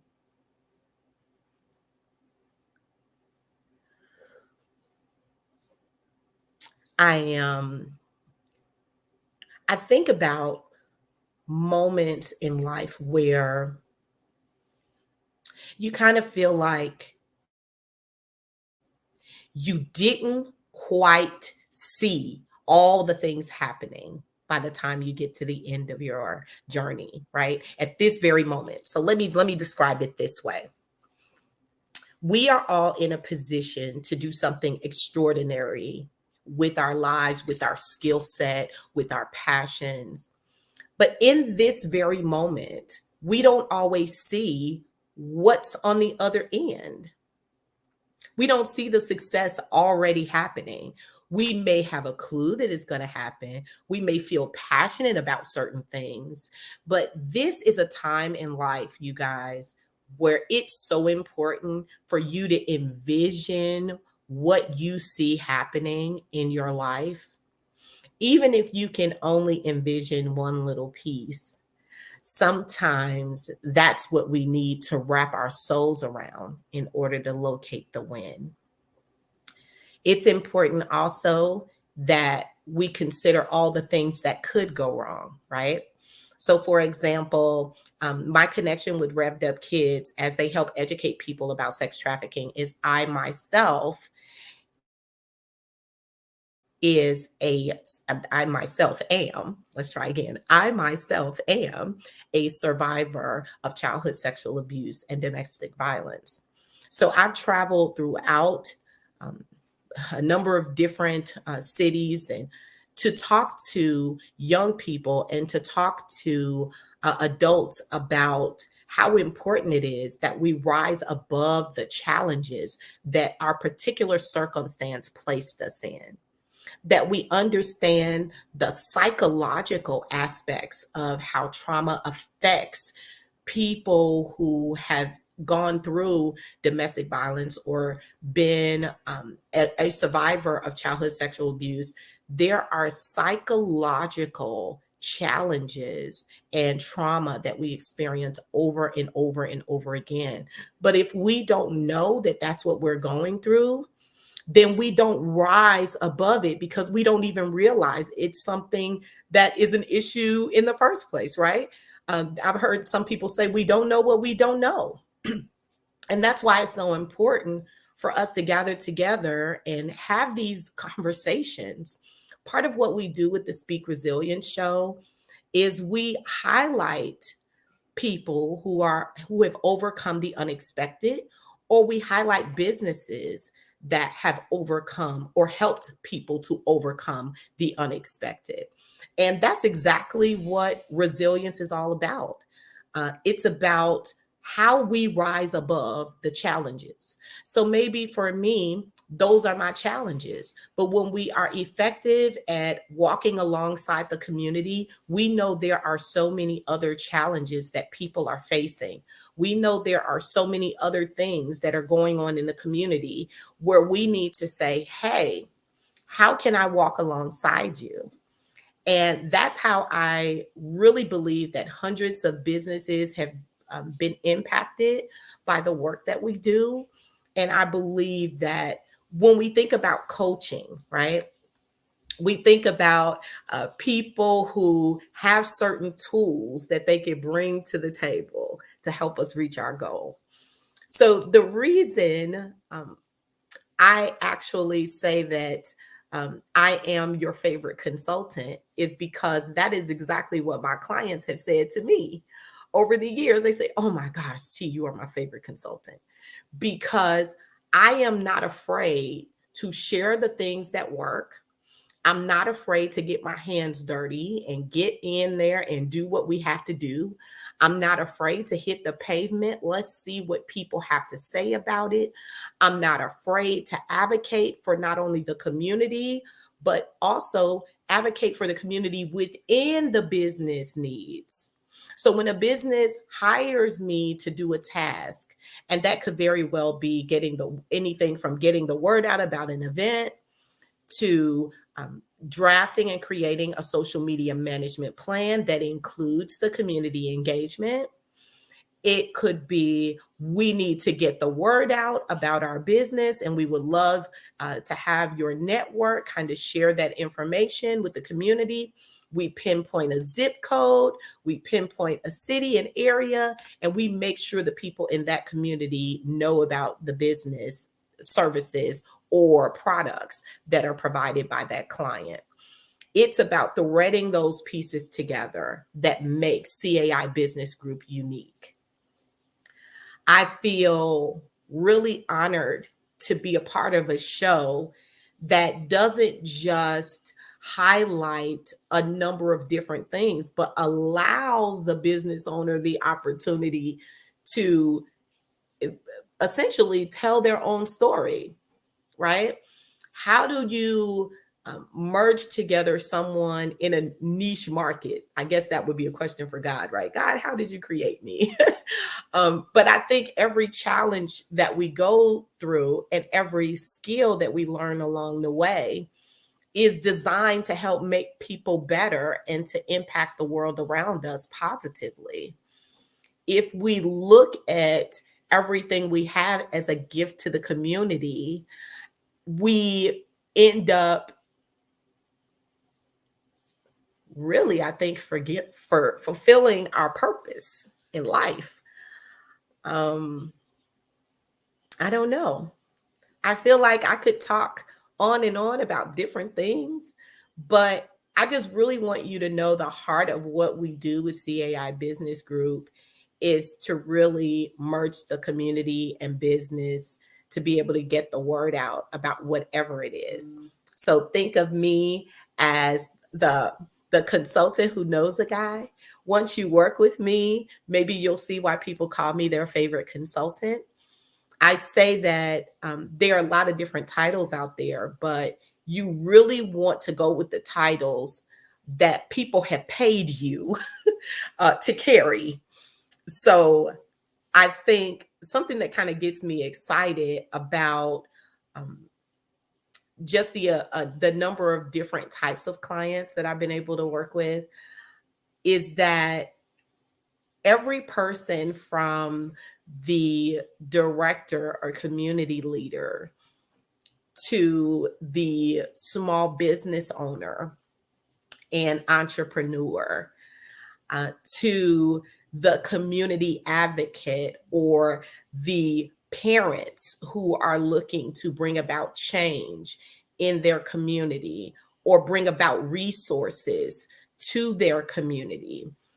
Every single type of person only wants certain needs to be met. They're either trying to increase a bottom line, they're trying to expose something that maybe they don't think is positive within their community, or they're trying to bring something positive into their community as a solution for something that wasn't working well. In any case, if we really think about it, we can get back down to the very bare minimum, right? We can get back to the moments when we traded and bartered cattle for chicken eggs, or I don't know the best way to describe that, but when we are bartering something, both of those things have value, right? It has value to the person who's holding it. So for every client, every person comes to me with a need, I first and foremost look at what really matters to them about that need. Why is it important to them?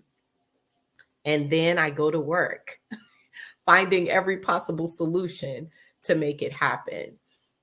And I think that's what makes me people's favorite. So I would love for you to come and check out the work that we do. Visit the website at caibusinessgroup.com.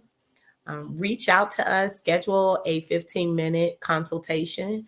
And it's all about being able to find out what matters to you so we can figure out the best way to make it happen. And it's an honor for me to be able to serve the community. It's an honor for me to be able to do what I love every day of my life, understanding that the purpose is far greater than me. I think it's really humbling to have a network that bears your name, right? Because I'm not walking around saying, I have my own network. There's a network that bears my name, but the assignment and the purpose of that network is far larger than me. It is designed to be able to help elevate communities. As a matter of fact, 10% of all proceeds that go to benefit to SEMA JTV benefit under-resourced community performing arts programming in inner city schools. So many of you know of the performing arts decline, where the arts is not as revered. In most communities, the very first thing to get cut is the arts programming. But everything we do in life, everything we do in business, especially for those of us who are enthralled into this social media community, we recognize that the more creative you are, the more artistic you are. We're using our acting skills, we're using our dancing skills, our choreography skills, our performing skills. We're using all these skills in how we're able to reach the community and impact the community. And that's because the arts is not only important, it's necessary in order for us to be our most creative selves. Even accountants have a creative way that they go about making those numbers make sense. It's not just add and add and add and add. They have to look at the balances, and they have to look at the profits, and they have to assess certain things and balance certain things out. They have to make sure to look for the details. And even your most experienced accountant will say, there's a dance to the process. There just is. Arts is involved in everything. So with that being said, I'll say even further that where arts and business form a healthy partnership, I think we find ourselves the happiest. I think we find ourselves the most productive. I think we find ourselves the most inspired, and so that's what we get to do every day. Wow. How wonderful to be able to share all the things. I believe that you guys can also send an email to info@CAI Business Group. It goes to our team where we're able to kind of take a look at all kinds of things that you're interested in. And we schedule that 15-minute consult. And I know 15 minutes doesn't sound like a lot of time, but it's a great opportunity for us to be able to kind of touch bases to see what your need is and whether we're able to provide either an answer or a resource or possibly a referral to help solve the problem. And so that's why the consultations are so short, because we understand that time is money and we want to help make it happen for you. There have been many clients that we've had over the years where they just kind of said, Miss T, we want you to come in and we just want you to talk about social media management. All right. What does that entail? How do we best get the word out to our team? That's such a complicated thing, because the reason I want to say we simplify it, but the reason it can be complicated is because depending on the type of business you have, that's what determines what people want to see and where they're going to go to see it. So we kind of help you kind of find your way through that and understand what that looks like. If you're working on a performing arts project, we help you put the pieces together, right? To figure out what you want to see happen at the end of that experience. Usually it's to create a certain amount of profit. We've gone into corporate entities and nonprofits. Our consulting business has been responsible for elevating nonprofits from literally 15 young people in a building to well upwards of 200 people. We've converted a small dance studio to a full service after school program in less than 2 years. We are able to do extraordinary things, not but also for businesses. And once again, another way that we get to be unique. Wow, Hello, Pastor Priscilla. amazing, amazing information. My goodness. So I was taking notes as you were talking. And you are so passionate about the community. That the interesting part is many people are passionate about components of the community, but you are passionate about the entire community, and you are an advocate for bringing out the business needs in the community. So for the social media manager, the social media management part, and I know that you said you all simplify it, but it can be a very complex a component of everything. Where do people go to your website for the social media manager part? Where do they find information? And I know that social media management is very important for most businesses, and so many business owners don't have time to do that part. So for those listening who want social media management, where would they go? Absolutely. They would go to CAI Business Group, and you'll see there are three different tabs you can click there. You just want to click on the social media management tab, and it kind of takes you through only three steps. We actually help provide every one of our clients with an online presence report, which kind of gives you a full snapshot of here's your business, here are all the pieces that you want to think about and consider. Here's everywhere our team sees your presence online. And here are the things that we think will help improve your presence online. So that is absolutely free to every one of our clients. All right. So they need to go to what's the website? It is CAIbusinessgroup.com. Excellent, excellent, excellent. We have enjoyed all of the information that you have shared. The social media part, the Tasima JTV network where businesses can market and get their word out to the world. So you have been amazing, and we appreciate having you. Remember, genius is common. I'll see you on the other side. Thank you so much for having me. It's wonderful, wonderful experience. The Black Business Expo's mission is to raise funds for high school seniors going to college or K through 12 entrepreneurs. This expo is a fundraiser for students. You may go to www.blackbusinessexpousa.com to donate to the scholarship fund, or use the Cash App that's on the screen below, $BBXUSA.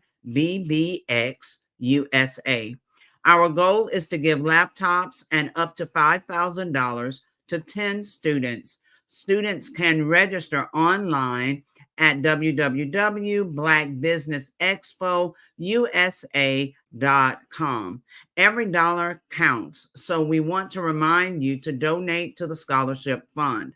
We want to thank our Black Business Expo USA sponsors for January 2024. March.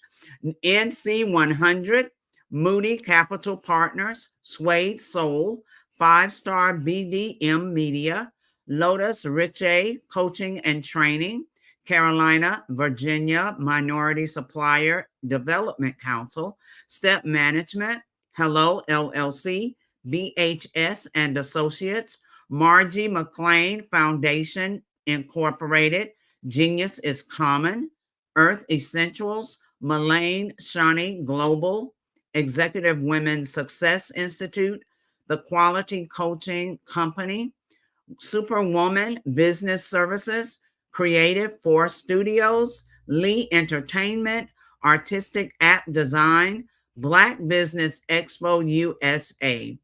Genius is coming, and I'll see you on the other side.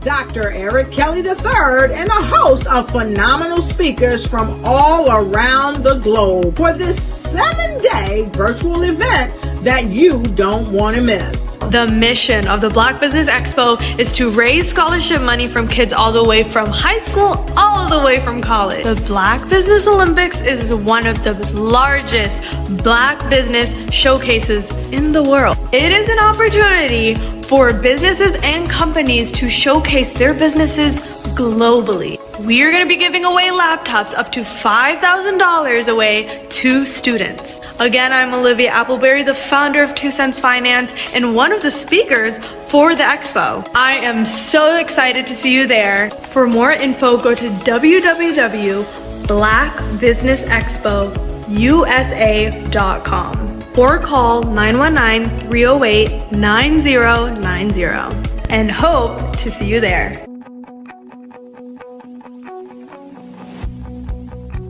I am Black Business. From the moment I wake until the time I sleep. Yes, I am Black Business. I am Black Business. Tell me, are you Black Business? I am Black Business. Do you support Black businesses? Listen, I support Black business because I am Black Business. Black Business Expo, one of the largest business showcases in the history of Black business in the world. The world. Sign up today at www.blackbusinessexpousa.com or call 919-308-9090. I am Black Business. I am Black Business. From the moment I wake until the time I sleep, I am Black Business. I am Black Business. Are you Black Business? I am Black Business. Do you support Black businesses? I support Black business because I am Black business. Black Business Expo, one of the largest business showcases in the history of Black America in North Carolina. Sign up today at www.blackbusinessexpousa.com or call 919-380-9090. I am Black Business. I am Black Business. From the moment I wake until the time I sleep, I am Black business. I am Black business. Are you Black business? I am Black business. Do you support Black businesses? I support Black business because I am Black business. Black Business Expo, one of the largest business showcases in the history of Black America in North Carolina. Sign up today at www.blackbusinessexpousa.com or call 919-380-9090. I am Black business. I am Black business. From the moment I wake until the time I sleep, I am Black business. I am Black business. Are you Black business? I am Black business. Do you support Black businesses? I support Black business because I am Black business. Black Business Expo, one of the largest business showcases in the history of Black America in North Carolina. Sign up today at www.blackbusinessexpousa.com or call 919-380-9090. I am Black business. I am Black business.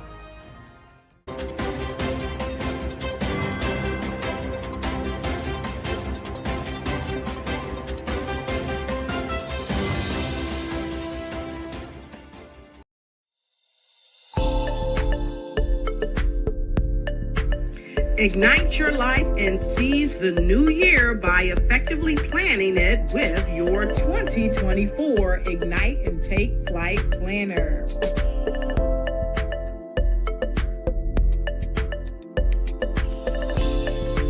It's time to navigate your success with strategic project management. Win with inspiring quotes from inspirational people that will guide you to the success you deserve.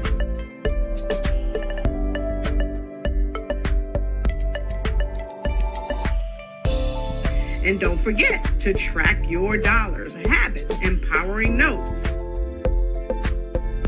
and connect with dynamic brands.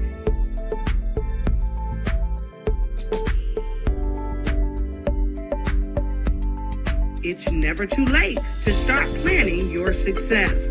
Get your copy now.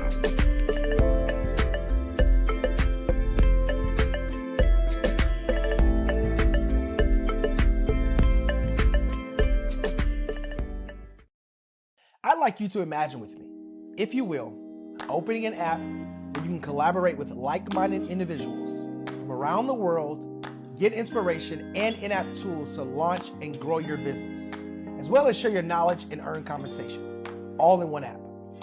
Well, the name of that app is Truso, short for Truly Social.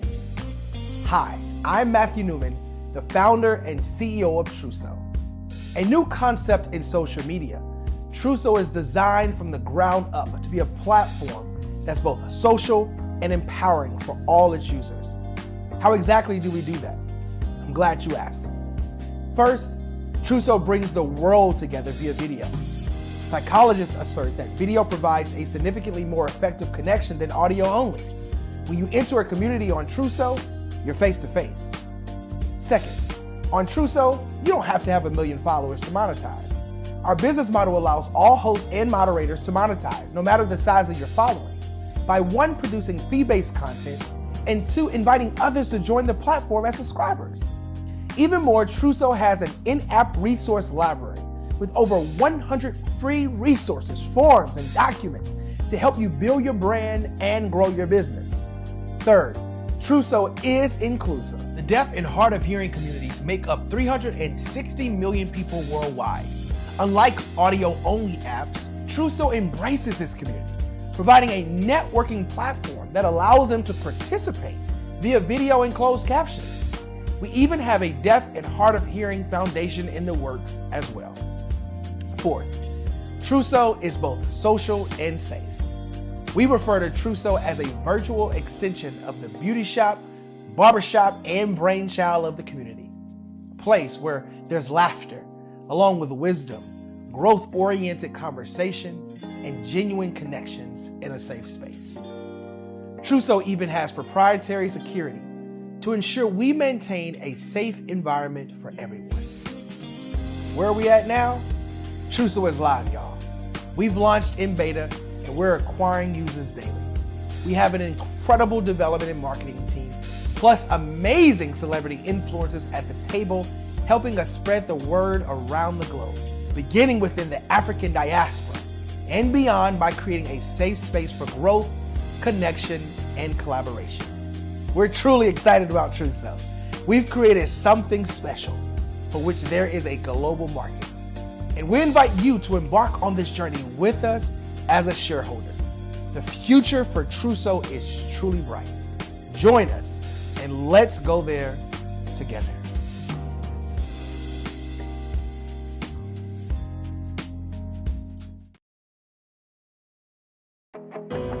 I am Black Business. From the moment I wake until the time I sleep, I am Black Business. I am Black Business. Are you Black Business? I am Black Business. Do you support Black businesses? I support Black business because I am Black Business. Black Business Expo, one of the largest business showcases in the history of Black business in the world. Sign up today at www.blackbusinessexpousa.com or call 919-308-9090. I am Black Business.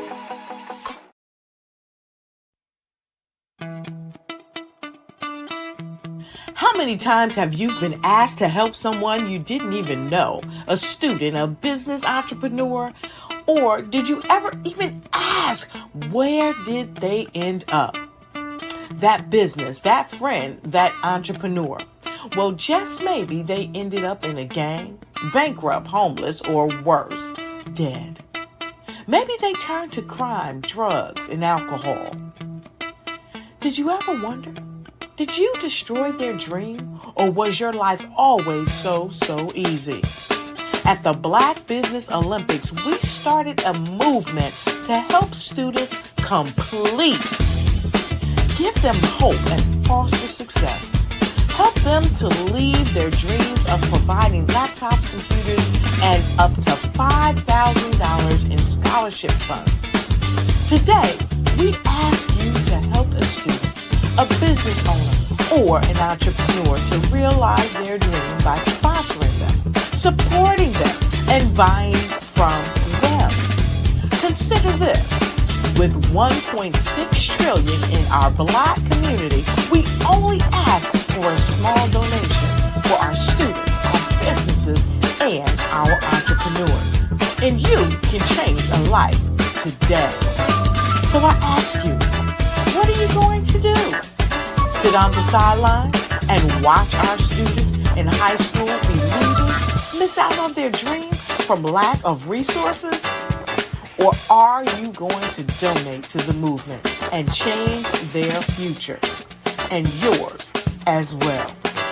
Give us a call today at 919-308-9090. Change their life by investing with action to the Black Business Olympic Fund.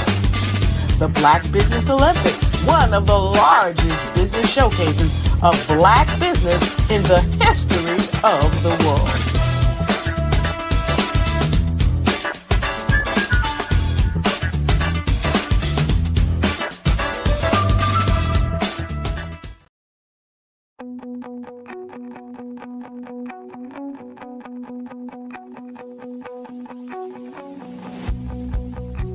I am Black Business. From the moment I wake until the time I sleep. Yes, I am Black Business. I am Black Business. Tell me, Are you Black business? I am Black business. Do you support Black businesses? Listen, I support Black business because I am Black business. Black Business Expo, one of the largest business showcases in the history of Black business in the world. The world! Sign up today at www.blackbusinessexpousa.com or call 919-308-9090. I am Black business.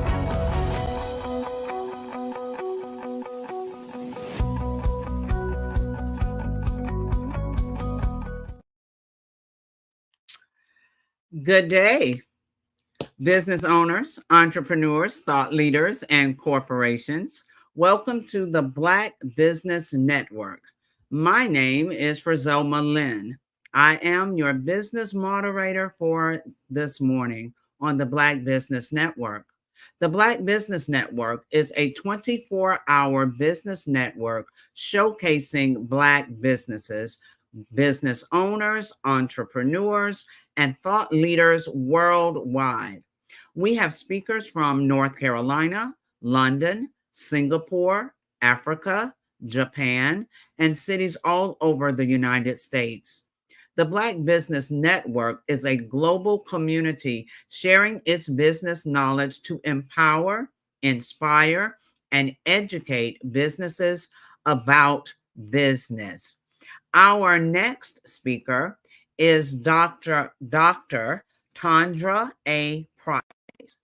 Dr. Price is an award-winning international keynoter, social communications expert, and global networking strategist. Leveraging over 30 years of entrepreneurship experience, Tandra is on a mission to impact audiences and train individuals, corporations, and business owners worldwide on her proven communication strategies that help to build relationships, establish rapport, and cultivate mutual trust and respect that will enable higher productivity and a better overall work experience.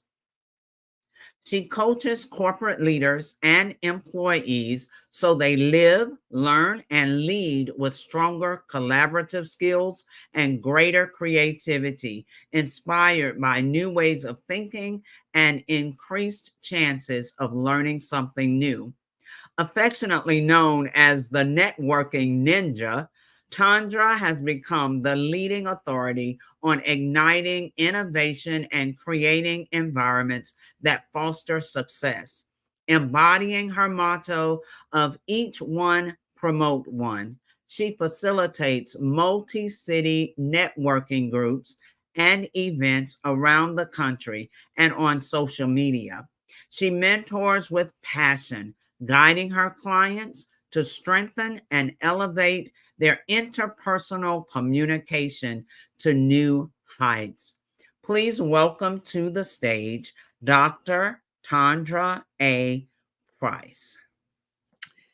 Thank you so much, Ms. Lynn, for that amazing introduction. Well, good morning, Dr. Price. What a pleasure to meet you this morning. And I am so looking forward to all that you are going to share with us about communication. Yes. Remember, genius is coming, and I'll see you on the other side. Yes, we'll see you on the other side. Hello, everyone. I am so excited to be here today. Again, my name is Dr. Tandra Price. I'm going to be talking with you today about mastering the art of communication. I want to just say that I am an international speaker, accomplished two-time best-selling author. I am the networking expert. I am the proud owner and founder of Tapped In magazine. It is a global recognized publication. Our magazine has 4 editions, which caters to men, speakers, authors, and coaches. We help entrepreneurs make it seamlessly and effortlessly to amplify their voice and to spread their message to reach a broader audience and generate leads. I always like to start off with a famous quote of mine. It says, the most important communication is genuinely being interested in the other person and deeply understanding them. When we talk about mastering the art of communication, we want to talk about 5 key skills. The first skill we want to talk about is the best way to start a conversation. It actually sets up the stage to build a relationship. The second thing we want to talk about is when is the best time to network? When you have an opportunity to connect with others, is the best time to network. The third one we want to talk about is creating an action plan. How do we take all this information that we learn in mastering the art of communication and really implement it into action? We need to map out the precise steps and strategies to accomplish the specific goals that we're trying to reach. Thirdly, we want to talk about creating a solid network using LinkedIn, crafting your profile that effectively captivates your audience and starts that conversation. And lastly, we want to talk about the digital communication side, exchanging information through a major internet platform. So I like to just kind of, before I jump in and get started, I want to just kind of give you what my thought of networking is. It is networking is an investment in your business. It takes time. When you've done correctly, it can yield to great results to come. Networking is just a powerful tool. Networking can be simplified for everyone, whether you're an introvert or extrovert, whether you're thriving in a networking event and you're really just amazing at it, or if you find it challenging to start a conversation. I have some strategies for you that we have been using, my team and I. They have been proven to work effectively. They'll equip you to seamlessly start implementing networking into your daily business and professional life. It's really something that we've already been doing, but it's going to be amazing once you see how it really easily it is to do, to really work. I'm going to start off kind of giving you some platforms right now that we use where we can effectively communicate. Some of these you probably know of, some of you probably use, some of you probably, you haven't used them before. But let me just kind of share with you to kind of set up the scene of really how do we master the art of communication. So some of the platforms that we already use that's out there that really helps us to master the art of communication is email, whether you have a Gmail, Outlook, Slack, Microsoft Teams, which is really used for corporations to really make sure that they mass communicate throughout their organization. Zoom is another one. It can be used in multiple different ways. Skype, WhatsApp, Google Meet, Facebook Messenger, which we use a lot of times when we're actually communicating, whether it's for personal or business, Twitter, Streamline, via the phone, which we carry all the time in our hands, video chat, messaging apps, team chat, LinkedIn messaging, and Instagram. These are just a few of the platforms where you can really optimize effective communication. Again, there's other platforms that you can use, but these are just a few. Now, let's just jump into really how do you master this art of communication? How do you really initiate a conversation? And let's use some effective approaches. They're really simply and easily, but let's kind of dive deep into them. The first approach that we want to talk about is just plainly doing an introduction. Introducing yourself to someone else really helps ignite the conversation. It also gives them an opportunity to engage back with you. If you're in a business setting, it's really important that you kind of seal the conversation or the introduction with a firm handshake. That's what we do a lot of times when we're at professional events, networking events, but it kind of just helps you guide the conversation. The next approach is just asking a question. Simply asking a question prompts a response. It kind of helps get the conversation going. It keeps it going. Once time you ask one question, another question, another question, and another question. Questions just kind of keep coming, but it's another effective way approach to do when you're trying to initiate a conversation. And a lot of times we just do it and we don't even realize that we're doing it. You may meet someone, then you start asking a question, and it leads to another question and another question. The third one, which is my favorite, which is a compliment. Break-in is kind of like an icebreaker, I think. When you compliment someone on something amazing about them, then they tend to want to really talk and engage in the conversation with you. A lot of times I'm a big shoe fan, so I'm always, complimenting people on the shoes that they wear. And when I see it, I kind of just already in my mind, like, okay, how I'm going to make that approach. Is these your vacation shoes, your shopping shoes, your walking shoes? And it just kind of starts a conversation. But people love when you compliment them, and it kind of gets the conversation going. Fourthly, ask for advice or opinion. People love to be so helpful in giving advice. It's again another way to just kind of initiate a conversation, start a conversation, and keep the conversation going. Another good one is humor. If you can also just inject like maybe a humorous joke or something like that, again, it's another way to break the ice. But it also kind of opens you up to letting people know that, I'm welcoming the conversation. I'm welcoming talking with you. A lot of times when you can have that playful moment in your conversation, it really helps you to be able to initiate a conversation and kind of keep the conversation going. It kind of helps you to be relaxed and calm.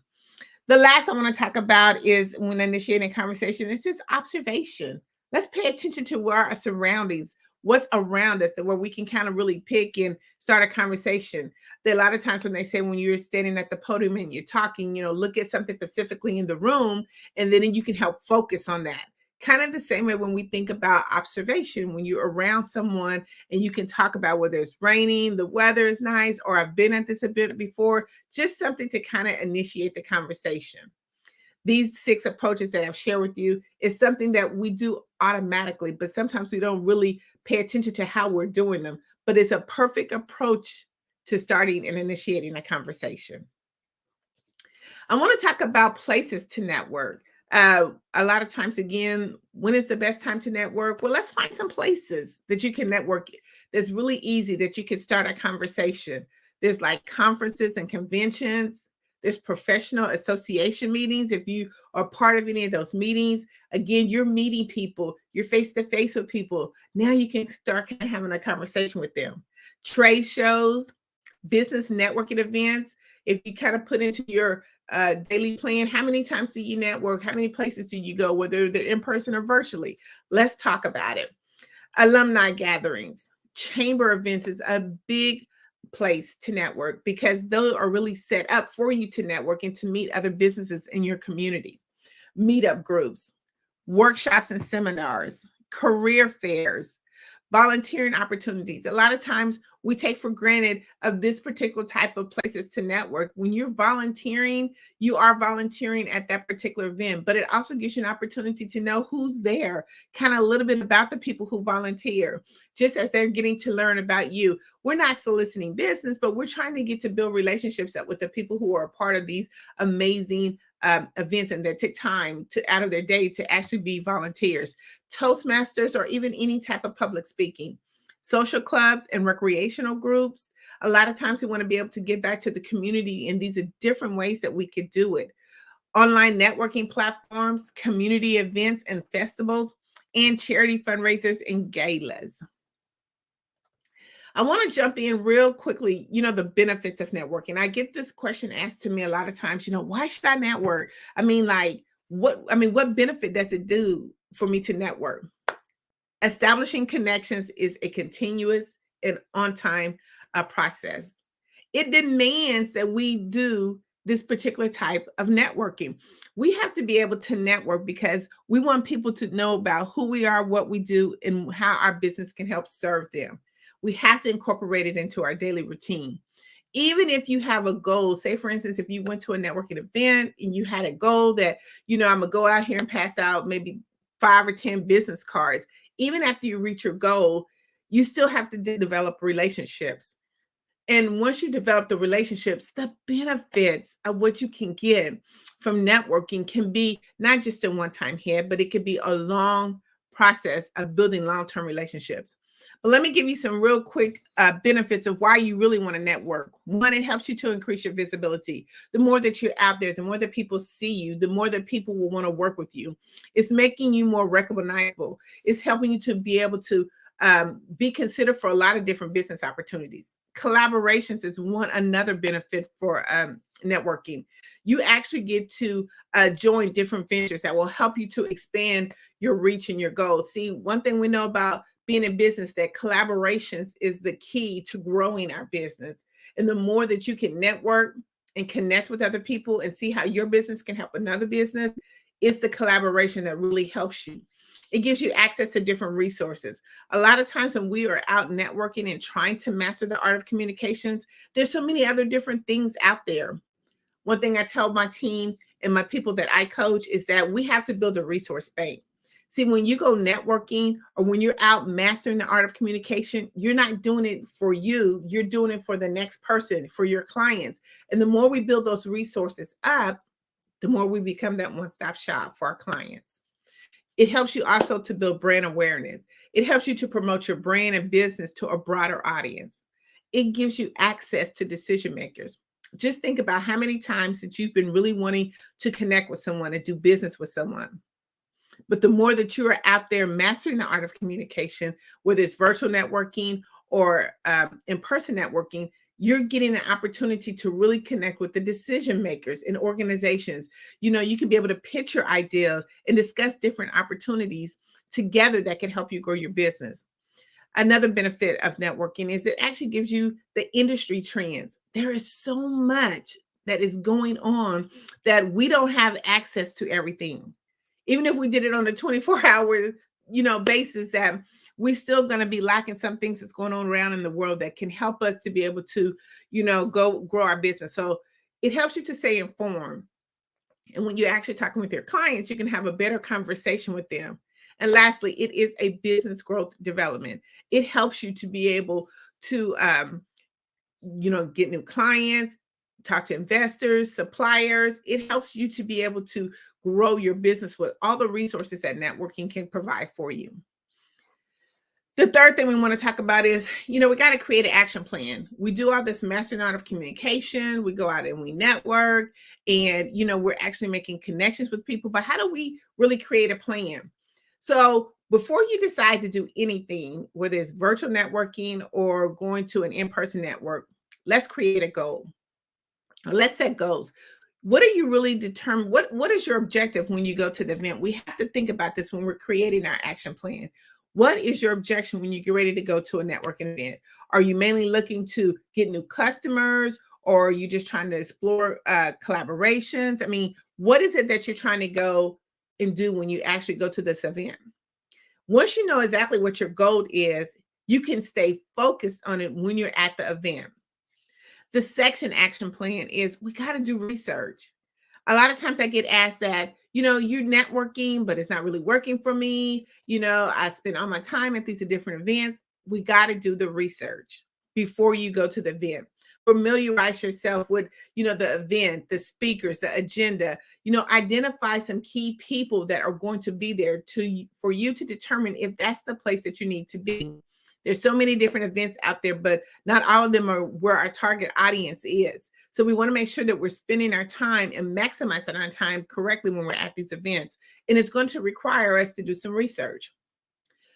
The third thing is prepare your introduction. Remember, networking is not going to solicit your business. It's actually going to build relationships.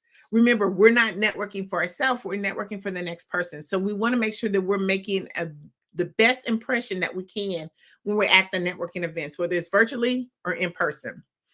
We want to practice our networking skills. We got to brush up on some communication skills, like make sure that we're actively listening and that we're asking open-ended questions.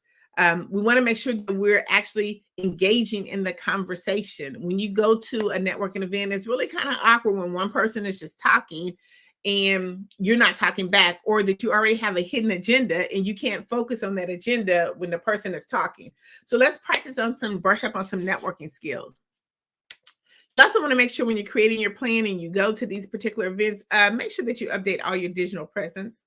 A lot of times when we go to different events, whether your phone number has changed, your website has changed, you have some stuff on your website that you didn't update, make sure that you get all that updated, because you only have that one chance to impress someone. And we want to make sure that they can find you easily and quickly. Bring all your essential materials. One thing that I have found that when you go to these particular events, again, in person or virtually, In person, you want to make sure that your phone is charged, you have your digital business card. If you need a laptop, whatever you need, make sure that you have it to make sure that you're well organized. If it's virtually, make sure that your lighting's right, your voice is right. Don't be scrambling for different things when you're looking to talk to people or to, maybe take notes. Another action plan is have a plan of how many people you're going to connect with. You at least need to be connecting with 5 people.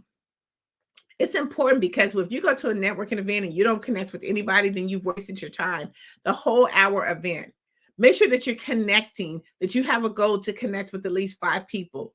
And lastly, make sure that you are joining their Facebook groups. One of the best ways to even start connecting with people is the Facebook group. A lot of times, whether you're doing virtually or in person, they have a Facebook group that you can join.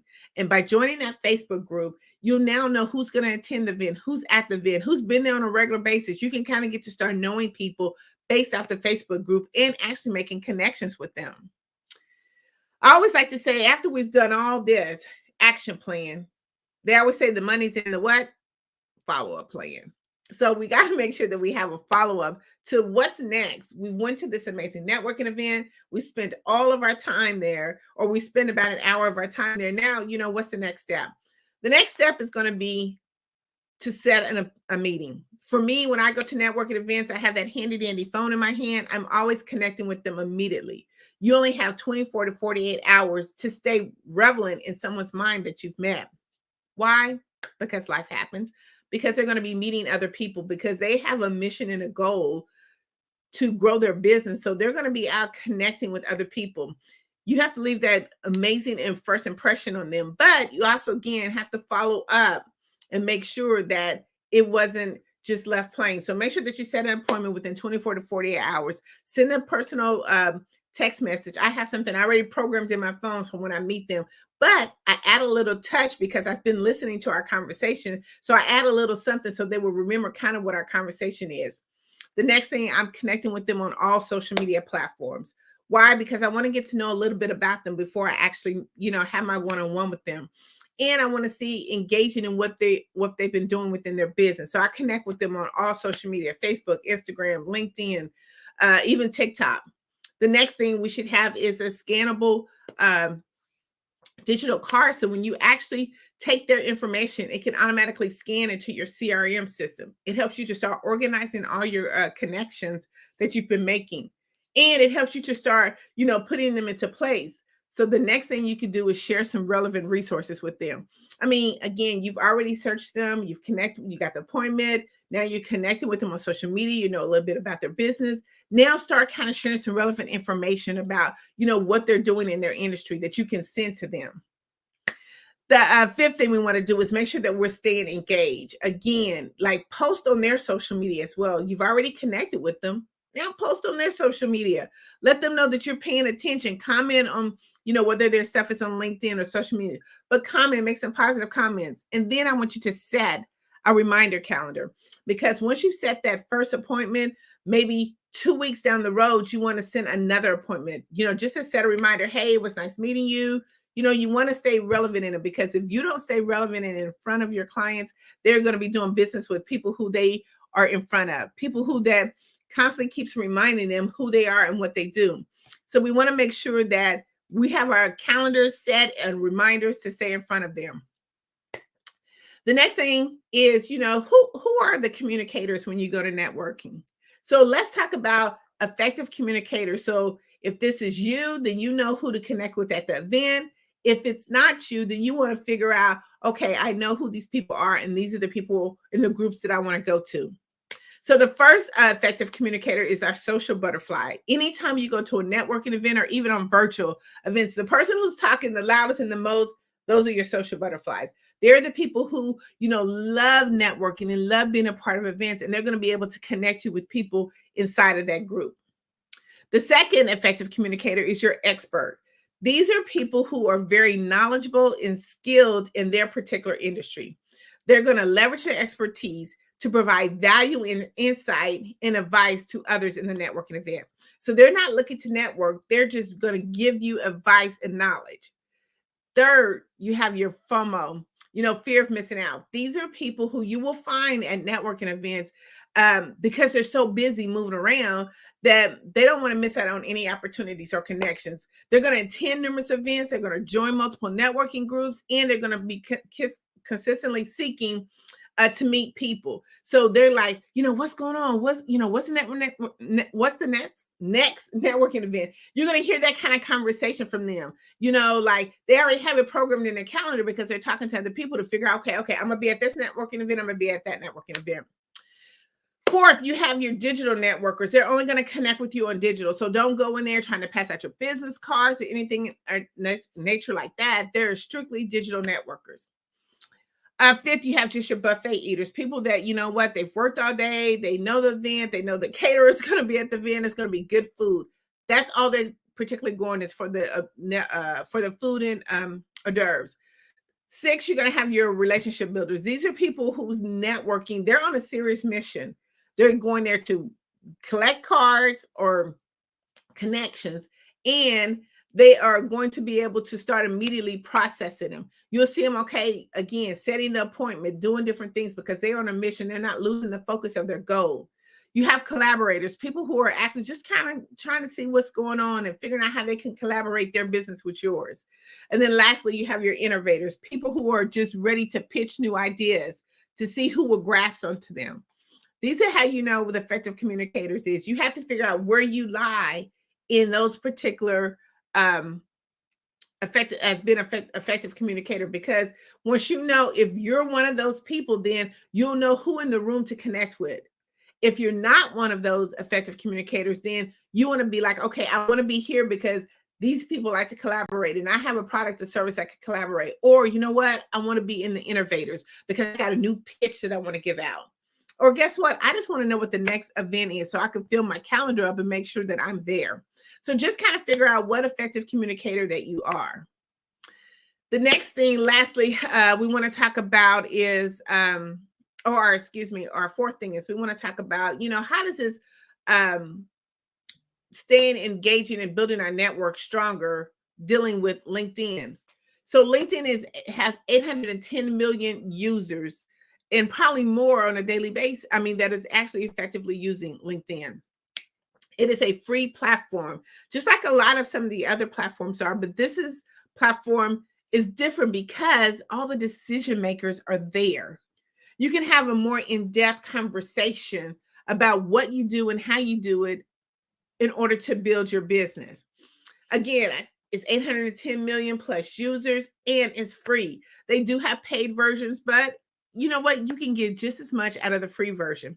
We do a LinkedIn optimization. It's a class that we do. We do it twice a month. If you don't have your LinkedIn profile to where it is engaging and have a conversation, then you want to join us on our class. We do it on Wednesday and we do it from 6 to 7 p.m. And it gives you an opportunity to say, is my LinkedIn profile really where it needs to be in order to have the conversation? I'm going to share with you just a couple of things about your LinkedIn profile that you really need to have or really be focused on. One is your profile picture. We have to make sure that our profile picture makes us look approachable and it creates a positive first impression. Two, you want to have a headliner. A lot of times we see LinkedIn profiles, they don't have any headliner, any banner, anything there to really say who you are and what you do. How can your business connect? Now, LinkedIn has a different algorithm that they do with, it's just like any other platform. But if you will notice, LinkedIn is always changing. So it has what's important the most at the top. So we want to pay attention to the first part of LinkedIn because they're trying to make it to where, you know what, when a person or a prospect looks at your page, after they do the SEOs, after they look at your page, that what they need is right there in order to set the appointment to where they want to click to follow you, send your message. How do we really connect? And we want to make sure that we have all the information there. But you still need to optimize your LinkedIn to make sure it's fully connected. So you want to make sure that you're using the highlights, videos, and things of that nature. Those things tend to be most effective. Also, if you have like some amazing posts that you want to put that in your highlight.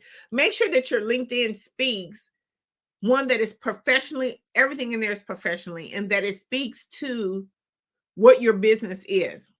Summaries, you want to make sure that you're highlighting your strengths and providing a glimpse of your personal journey, your experience. Make sure that we put that in there. Detail your work experience. Focus on some accomplishments and things of that nature. Your skills, make sure that they're relevant because we're trying to get endorsements. A lot of times people will go and endorse you if they've worked with you and things of that nature. Make sure that you put your education there, no matter what it is. Make sure that you list it. Masters, bachelors, we do a lot of certifications and things of that nature. Make sure that everything is relevant, your licensing, your training. If you showcase your experience, really kind of get in detail with that. Recommendations is always good as well. When people can actually recommend you because of what the service that you have done with them. A lot of times we can seek those things out. Volunteering experience. I think all of us as entrepreneurs should have a cause that we're working on because it showcases our commitment beyond our business. It shows a little bit more of who we are.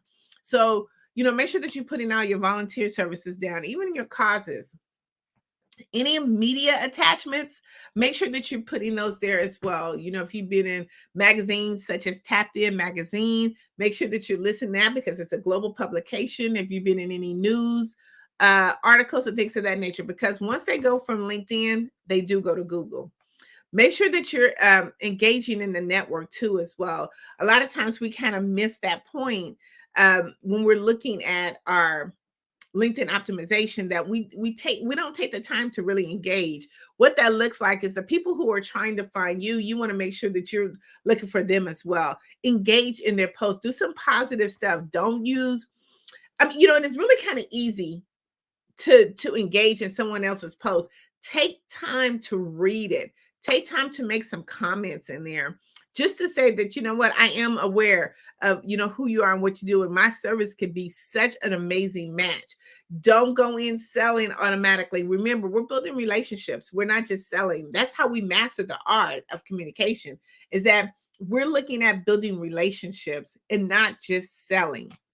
I want to talk to you about how this digital world works. Well, we know that digital can move faster and effective.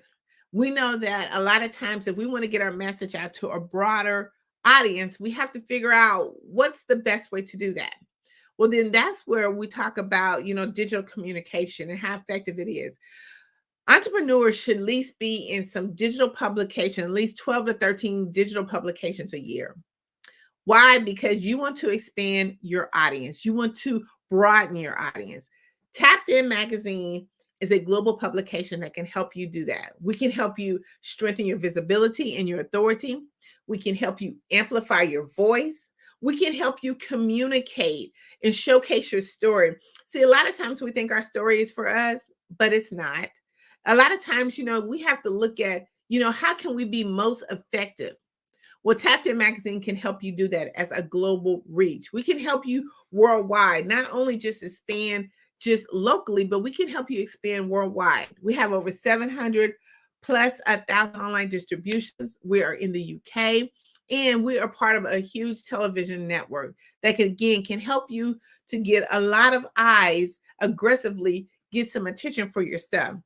Again, using multiple platforms. Tapped In Magazine has different platforms, whether we're looking at digital publication, television, podcast, news articles. There's so many different ways that we want to make sure that we maximize this digital platform. Why is it important? Because people are looking for you. And how can they find you? We have this amazing business that we have, but we have to make sure that we are mastering the art of communication, that we're clear and concise, and people understand who we are and what we do. How can we maximize that? Well, the digital world is where everything is really moving. We have to think futuristic thinking on where our business is going to go, and how do we plant those seeds to be in the digital space. There's a lot of different ways that we can do that, but we definitely want to make sure that we're in the forefront of our audience and the people who we're trying to reach. A lot of times when you go into a meeting or a conversation, Tapped In Magazine not only has a digital platform, but we have a print as well. But we want to make sure that we're utilizing both of them. When you go into a meeting and you're having an amazing time with your client, and at the end, you slide them that publication with your face on the front of the cover. Oh, yeah. See, now it not only becomes a magazine, but it becomes a statement, because now it's showing your credibility and your authority in your industry. When your client on the other end sees that, they're already, it's kind of the close, seal the deal, ready to do business with you. So let's think about, on a broader scale, about digital marketing and how you can implement your products and services into that. Again, Tapped In Magazine, we have done some amazing things for a lot of clients, helping to get businesses, talk shows. They've been authors. They've been speaking on major platforms because people were able to recognize who they are and what they do. We were able to amplify their voice, and their story was able to be told, and it touched the hearts of the other people who were ready to collaborate and do business with them. See, that's what we talk about when we're mastering the art of communication. How can we grow? How can we grow exponentially and faster? Right now, there's so many things that's going on. Remember, I said when you actually networking, you have that 24 to 48 hours to really connect with someone. We have to make that first impression. And in the digital space, and being on the front cover of a global publication will absolutely help you to make that first impression, that amazing impression. Again, when you have a magazine and you're on the front cover, it's not only becomes a magazine, it now becomes a statement. But here's the really good thing about it, is that you get to help be a promoter and help amplify someone else's voice, because when you're on the front cover of a magazine, you're going to share that magazine with everyone, digitally or print. You're going to share with everyone. And once you do that, now you're promoting the other people that are inside of that amazing publication.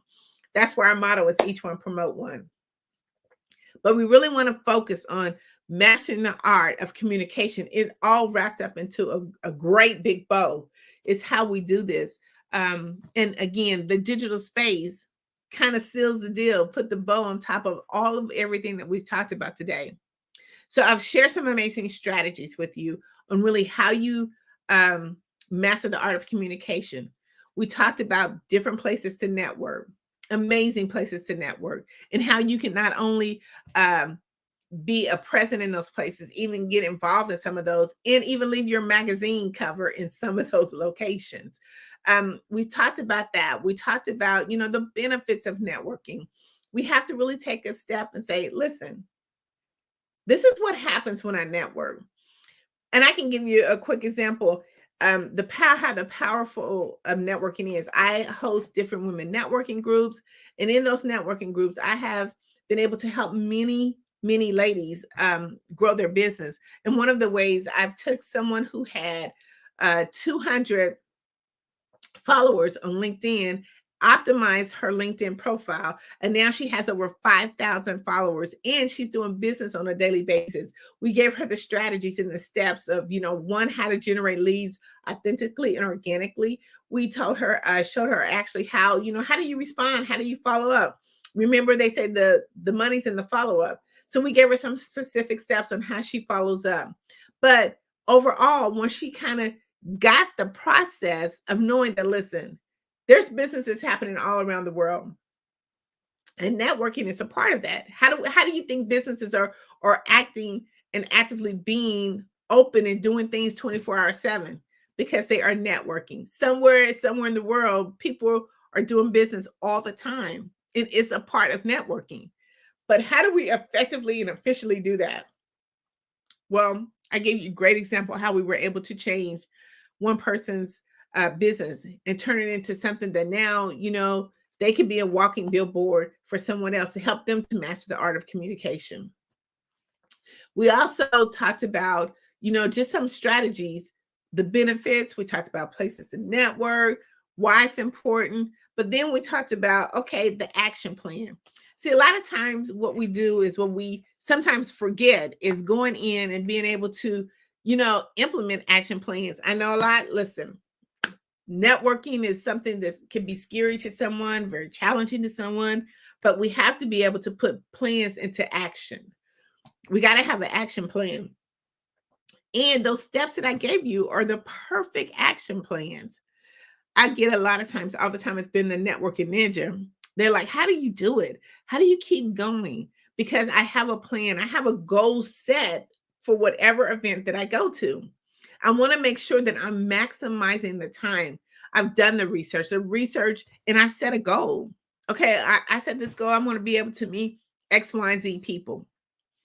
And I make sure that I reach that goal. I don't let anything leave my focus or move me from my focus. I always set that goal. So we always want to talk about, making sure that we do the research. And once you do the research properly, then that sets you up again for that longevity time to do networking, to grow those relationships. Tapped In Magazine just went, and let me give you a prime example. Tapped In Magazine just went to the Super Bowl Media Week, and we were amongst 343,000 news media outlets. Now, from that particular time, we got an opportunity for myself to interview people, but people also got an opportunity to interview me about my business. One of the things I had right handy and dandy was Tapped In Magazine. And I had people that were a part of the publication who put ads into that magazine. So again, remember, networking is not for you, it's for the next person. So I was able to promote those people that were inside of the publication as I'm talking about Tapped In Magazine. We have to think about, how do we really maximize that? And how do we put the effort in to helping someone else's business grow? And that's what Tapped In Magazine did when we were at the Super Bowl. I mean, I got an opportunity to sit down, showcase my magazine. I got an opportunity to show the magazine to other news media outlets. We're talking about CBS Sports, CNN. We're talking about some of the major platforms that were out there. So we have to think about, what does that look like? How do we actually put that into place? So being a part of the Super Bowl Media Week is one of the ways that we were able to really maximize the time, because we did the research. We knew who was there. We had a goal set of how many people that we were going to connect with, or how many people I was going to connect with. And I made sure that I connected with those people, and I put the people that were inside of the publication in front of the people that it needed to be in front of. So we have to look at what we're doing and how we're maximizing that time and effort. So for you to want to be a part of Tapped In Magazine, go to tappedinmagazine.org. That's TAPIN magazine.org. Oh, that was amazing information, Dr. Price. My goodness. I took notes upon notes upon notes. All right. And I love Networking Ninja. I love that you reminded us the money is in the follow-up. Yeah. And we have to follow through with what we're doing. I loved all the teaching, all the information, the goal setting. I just took notes. So I'm hoping others did as well. Yes. All right. Thank you so very much. Say once again where they can reach you online. Yes. So go to TAPIN, that's TAPIN magazine.org. Excellent, excellent, excellent. All right. Thank you so very much for being here with us. Remember, genius is common. I'll see you on the other side.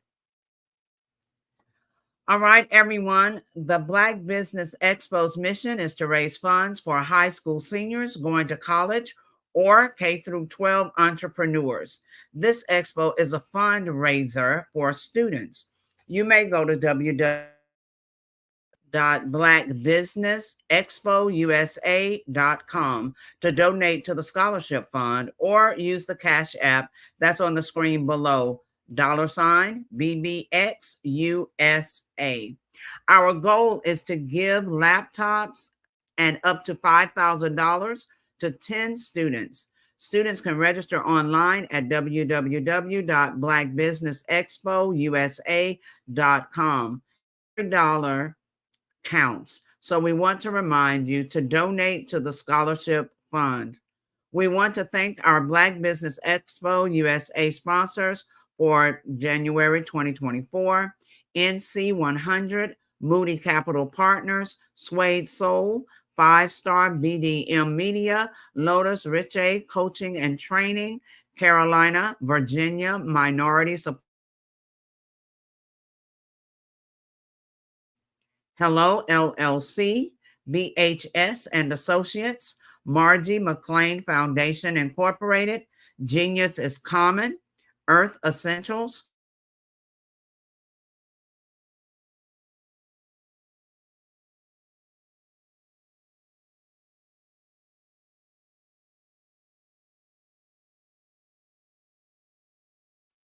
Lee Entertainment, Artistic Art Design, Black Business Expo USA. Genius is coming, and I'll see you on the other side.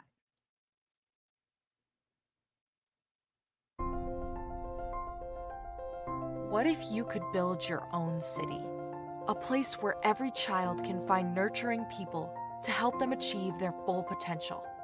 A place where every adult can access job training support, where health education is abundant, where social justice ruled the land. A place without limitations. Welcome. You have arrived at STEM City USA. It is what every city should be. A safe and trusted community where you find people and resources to help you become everything you are and beyond. STEM City is unlike anything you have ever experienced. It is a digital twin of the world around you, only better. STEM City is about energy and soul renewal. It is more than a digital world. You can almost feel the power of live cultural events, music, and theater. STEM City promises a better future for children with caring mentors and hands-on activities with dedicated tutors to support our youth. STEM City is your passport to a healthy lifestyle with weekly events addressing our community's many issues. STEM City is your financial well-being with helpful information on wealth management, career advancement, job training, and so much more. STEM City is the community you deserve. It is the city where your dreams can come true.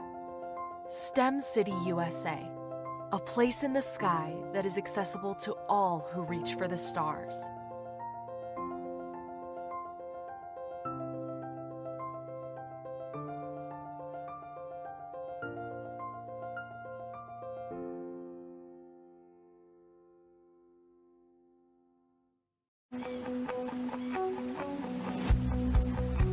I am Black Business. From the moment I wake until the time I sleep. Yes, I am Black Business. I am Black Business. Tell me, are you Black Business? I am Black Business. Do you support Black businesses? Listen, I support Black business because I am Black Business. Black Business Expo. One of the largest business showcases in the history of Black business in the world. The world! Sign up today at www.blackbusinessexpousa.com or call 919-308-9090. I am Black Business.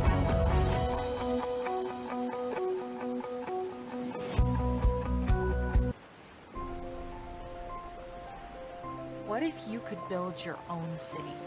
A place where every child can find nurturing people to help them achieve their full potential. A place where every adult can access job training support, where health education is abundant, where social justice ruled the land. A place without limitations. Welcome. You have arrived at STEM City USA. It is what every city should be. A safe and trusted community where you find people and resources to help you become everything you are and beyond. STEM City is unlike anything you have ever experienced. It is a digital twin of the world around you, only better. STEM City is about energy and soul renewal. It is more than a digital world.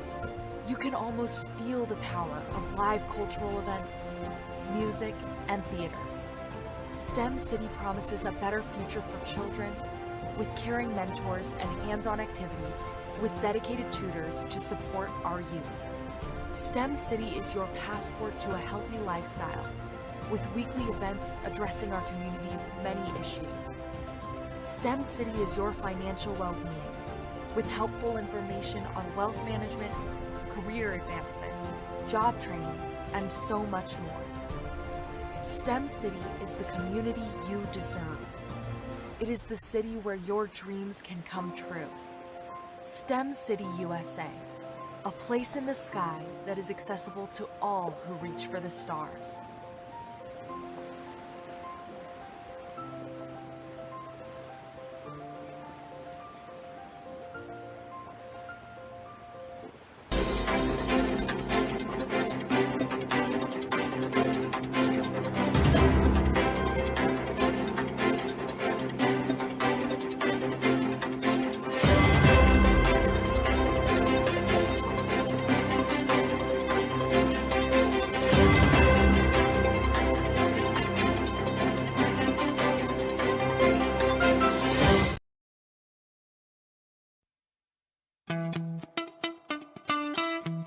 How many times have you been asked to help someone you didn't even know? A student, a business entrepreneur?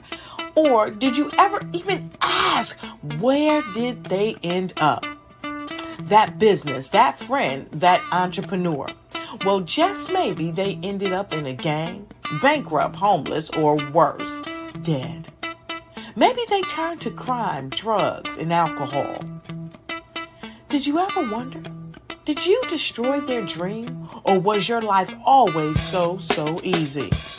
At the Black Business Olympics, we started a movement to help students complete. Give them hope and foster success. Help them to leave their dreams of providing laptops, computers, and up to $5,000 in scholarship funds.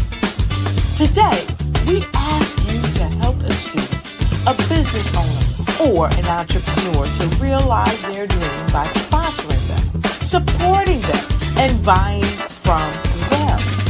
Consider this, with 1.6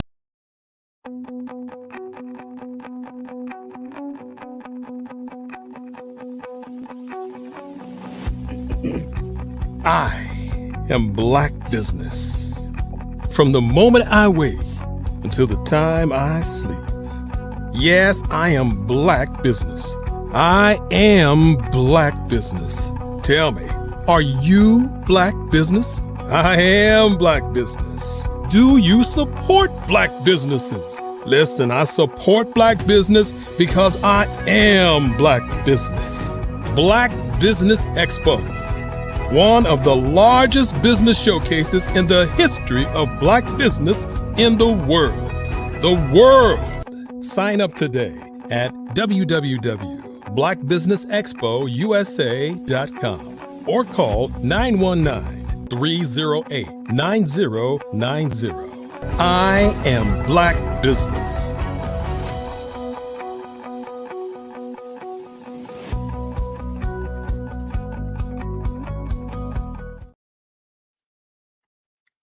Good day, business owners, entrepreneurs, thought leaders, and corporations. Welcome to the Black Business Network. My name is Frizzell Malin. I am your business moderator for this morning on the Black Business Network. The Black Business Network is a 24-hour business network showcasing Black businesses, business owners, entrepreneurs, and thought leaders worldwide. We have speakers from North Carolina, London, Singapore, Africa, Japan, and cities all over the United States. The Black Business Network is a global community sharing its business knowledge to empower, inspire, and educate businesses about business. Our next speaker is Dr. Curtis Charles. Dr. Charles, as Dean and Director of Academic Affairs at the University of West Indies Five Island campus, actively oversees multiple schools, including the School of Science, Computing, and Artificial Intelligence, the School of Business and Management, the School of Humanities and Education, and the School of Health and Behavioral Sciences.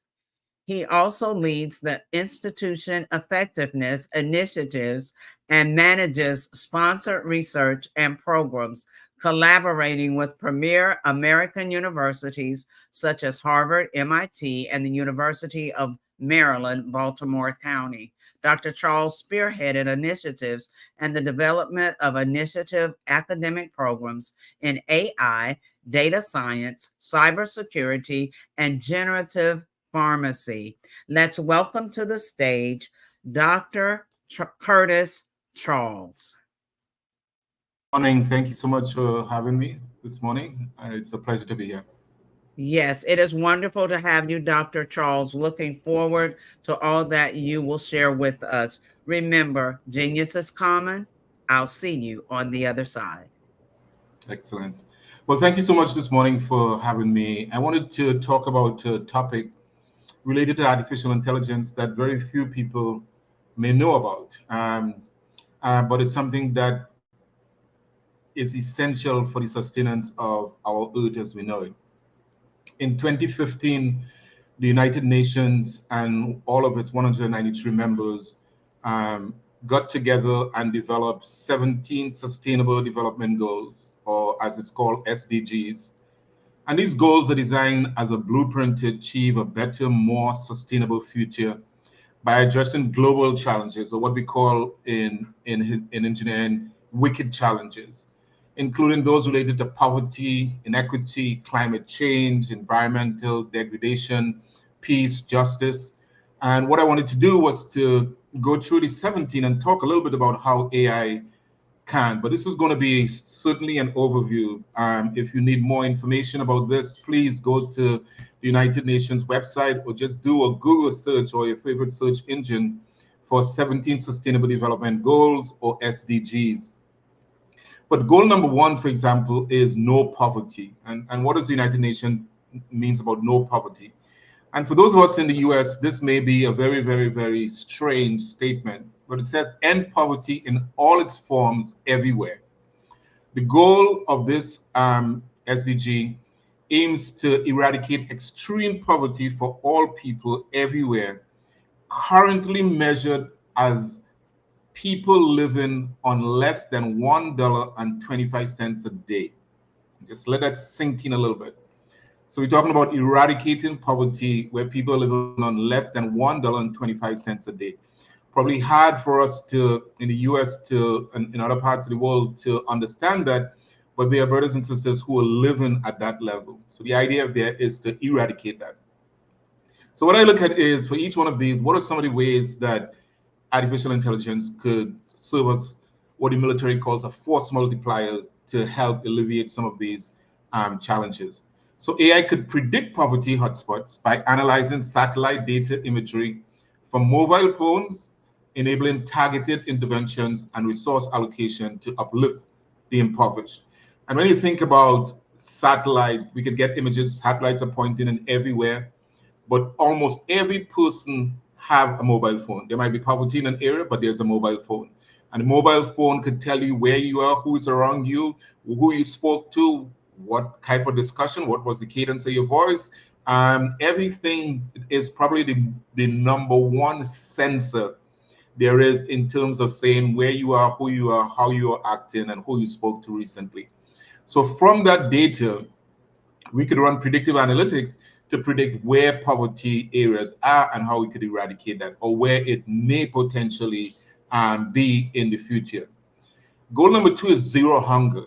And again, zero hunger is to end hunger and achieve security and improve nutrition and promote sustainable agriculture. The goal focuses on ending hunger and ensuring access to safe, nutritious, and sufficient food all year round for everyone. And you will hear the term a lot in the US, there are food deserts in the cities. The idea is that, so what could we do about that? So this is not only talking about food deserts in the cities, but those parts of the world where there's food insecurity. I've always said that during COVID, it was really bad, but if you had food insecurity in a region, it will kill more people than it killed COVID. If many countries that depend on the imports of food, which means that they import more food than they grow, if that supply chain stops at any point in time, then a large portion of your population could starve. So food insecurity is one of the challenges that face the world right now. So when we look at zero hunger, AI, and we look at artificial intelligence driven precision agriculture can optimize crop yield and reduce waste, ensuring more efficient food production and distribution to combat hunger.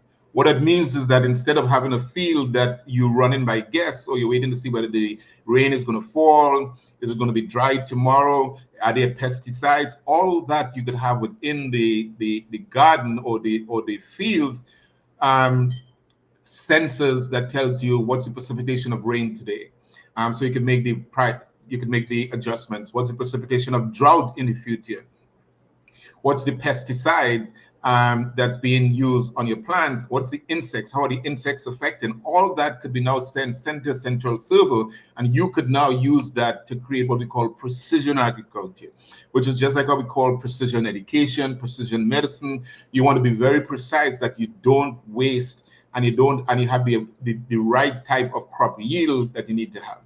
So again, in many audiences, that many listeners that's hearing this, it may not be something that you're experiencing right now, but the majority of the world are experiencing these challenges. So what the United Nations came together with in 2015 was to see how we could collectively, regardless of where we are, help solve those problems. Goal number 3 is good health and well-being. This goal shows that we ensure healthy lives and promote the well-being of all at all ages. It aims to reduce maternal mortality and preventable deaths of children under 5 years of age, combat epidemics like AIDS, tuberculosis, malaria, and ensure universal health coverage. One of the things that we say in the Caribbean a lot is, COVID killed many people, and that was sad. But more people in the Caribbean die of non-communicable diseases, and in some of our Black communities, than any disease everywhere. Whether it is diabetes, whether it's high blood pressure, non-communicable diseases are killing our people, and we have to be able to use the technology, and we have to be able to have diasporic solutions that we could solve this for all our people. So AI could revolutionize healthcare through the use of diagnosing personalized treatment plans and optimizing healthcare resources and management and contributing to overall well-being. One of the things that we did recently at the University of Wesley's Five Island campus, you heard in the introduction, is that we developed a new pharmacy program. You could develop a pharmacy program, and we need pharmacists, but we could use artificial intelligence and machine learning to develop new types of drugs. We're not only going to develop new types of drugs, but we're going to develop precision drugs that meets the needs of our citizens for their precise particular type of ailment. What it does for a brown community as well is that it also creates a new type of industry. So, whether you're from the Caribbean, whether you're from Africa, wherever you're from, we call it bush medicine or local medicine. Well, we haven't had the technology nor the resources to find out what's the enzymes in those plants, but we basically have the ability to do that now using artificial intelligence. So marijuana, for example, has more than 100 different elements that could reproduce different types of drugs for different types of health ailments. We haven't been able to use that, and because it is very expensive to bring a drug together. But one of the things I tell folks all the time, it took 2 years to get a drug for COVID. Drugs normally take 10, 15 years, and that's why it's expensive. They were able to use large amounts of data of researchers all over the world, pull that data together, run algorithms, see who is similar to who, what's the patterns, and we had a drug in 2 years. So if we can have a drug in 2 years that we saw with COVID, we shouldn't be at the perils of a drug to come to market that's 10 years or 15 years now. The technology is available, and we could bring that technology to bear for our people. Goal number 4 is quality education, which is a passion of mine, to ensure inclusive and equitable quality education and promote lifelong learning for all. We should never say that, okay, we finish high school and we stop, or we finish college and we stop. The world is moving too fast. There are too many innovations, and the information is too readily available that we shouldn't be continuous lifelong learners. So this goal aims to ensure that girls and boys compete freely in primary and secondary schools. I'm a great example of this. For myself and many people who who went through the British system, we have a system where at the age of 11, you sit an exam. If you fail that exam, you're considered doomed to society. If you pass that exam, you go into high school. I happened to fail that exam at 11, never went to high school, but had the opportunity with the aid of many people who I call God's angels, who were able to assist me along the way so that I could have gone to do evening classes, get the requirements for an American university, got accepted to University of Miami, Washington State University, Ohio State University, and chose to go to Howard University. Went on to MIT, did a master's, went on to Northwestern University, went on to Morgan, did a PhD, went from faculty to university president, and worked at Microsoft as well as IBM as well as ILM in terms of DoD contracting. This goal is specifically to even the playing field for people like myself and all those who have been cast away because they haven't showed early progress in education. We can't afford to throw away any of our people. We have to be able to be patient. We have to be able to be like those angels that God put in my life to basically show them the way. And that's why I'm committed to education, because I believe every boy and every girl should be able to compete. I think one of the things when you think about this goal and every boy and every girl, in computer science, for example, for probably like the last 30 years or more, less than 25% of female students graduate in computer science every year. That means that 75% of the population of decisions that's coming out of computer science, that's making major decisions we see in artificial intelligence, are being done by male. Now, I have a son and I have 3 daughters. I have 2 grandsons and I have 3 granddaughters. So I'm equal. I just want the playing field to be equal for our female and our girls so that they could have the opportunity to compete, because we need more female and more women making decisions in technology. It cannot be a male-dominated field. So I'm truly committed to this, and this is a way that AI could basically help us tremendously. And second to that is gender equality. Goal number 5 is achieve gender equality and empowerment of all women and all girls. This goal seeks to end discrimination and violence against women and girls and ensure equal opportunities in political, economic, and public life. And I think for all our brothers listening to this discussion, you have a role to play in this, because we have been around the table for the longest while, leading in all these fields, whether it's in politics, whether it's in education, whether it's in industry. When we see a female candidate, make sure that you give them the same opportunity. But not only when you see a female candidate, when you send out an ad for a position, make sure you advertise it widely so that you could have the opportunity to get some great talent at your table that may not look like you in terms of being male. So in gender equality, AI tools can identify and mitigate biases in the data. Artificial intelligence is based on bias. But if you have only males dealing with the data that comes into the algorithm, then whatever comes in is what is going to go out. So you need to make sure that we have a diverse group of people looking at the data so that you could not have the type of biases. We have this with face recognition and the bias towards African Americans and Black folks in terms of the law. Who created the algorithm? We didn't create the algorithm. So the algorithm comes within certain levels of biases. So in artificial intelligence, we need to make sure that you question the data that comes in and you question the data that comes out. Don't just accept the fact that this is face recognition. You know it had to be biased because there are very few Black data scientists and those in artificial intelligence right now. So you have to question the data. Clean water and sanitation. The world is going to go ahead if you don't have water, and if you don't have clean water, and if you don't have sanitation. So to ensure the available and sustainable management of water and sanitation for all, this goal focuses on safe and affordable drinking water, adequate and equitable sanitation and hygiene. And when you think about that, you know, for most Americans, you turn on the tap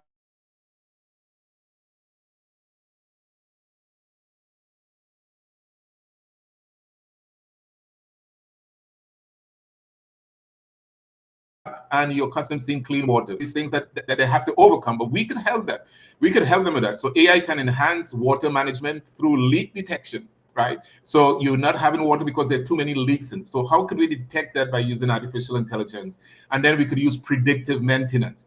Don't wait until the pipe busts. Make sure that we could use the data that's coming in so that we could predict when the system is going to need maintenance, and sanitation system, and optimize water usage to ensure clean water. Yes, we want to wash our car outside, but think about it. We wash our car outside, we're wasting water, and in a community where water is a problem, or clean water accessibility is a problem. So these are all things that we could solve, and these are all things that we could contribute to as a human being. And then when we look at energy, energy has been something that has been an issue in the world for a long time. But in the 1970s, there was a whole agenda of sustainable energy and clean energy, and so the affordability of clean energy is what this goal number 7 is, which is to assure access to affordable, reliable, sustainable, and modern energy for all, not just for some.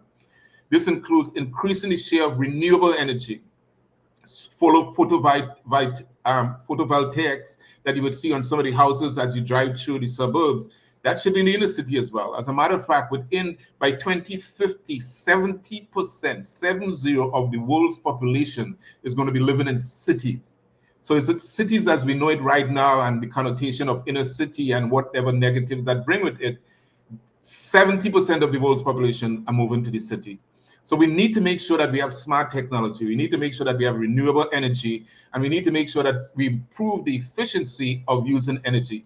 So that means that if in the night you use your air conditioning system to be cool, and you go to work in the day, the government or the energy system could shift that energy away from your home to where it's needed, might be in the schools or in some of the offices. So that's where smart energy and sensors comes in. And decent work and economic growth. Promote sustainable, inclusive, and sustained inclusive and sustainable economic growth. Full and productive employment, and decent work for all. We shouldn't have folks living under minimum wage. How could we do that? How could we use artificial intelligence to help us alleviate that? So it focuses on job creation and entrepreneurship and creativity and innovation, eradication of forced labor, and child labor. I think that every education institution, one of the things that should be consistent in every education institution is to shift away from the fact that your graduates from college have to go and work for someone. That should be a second.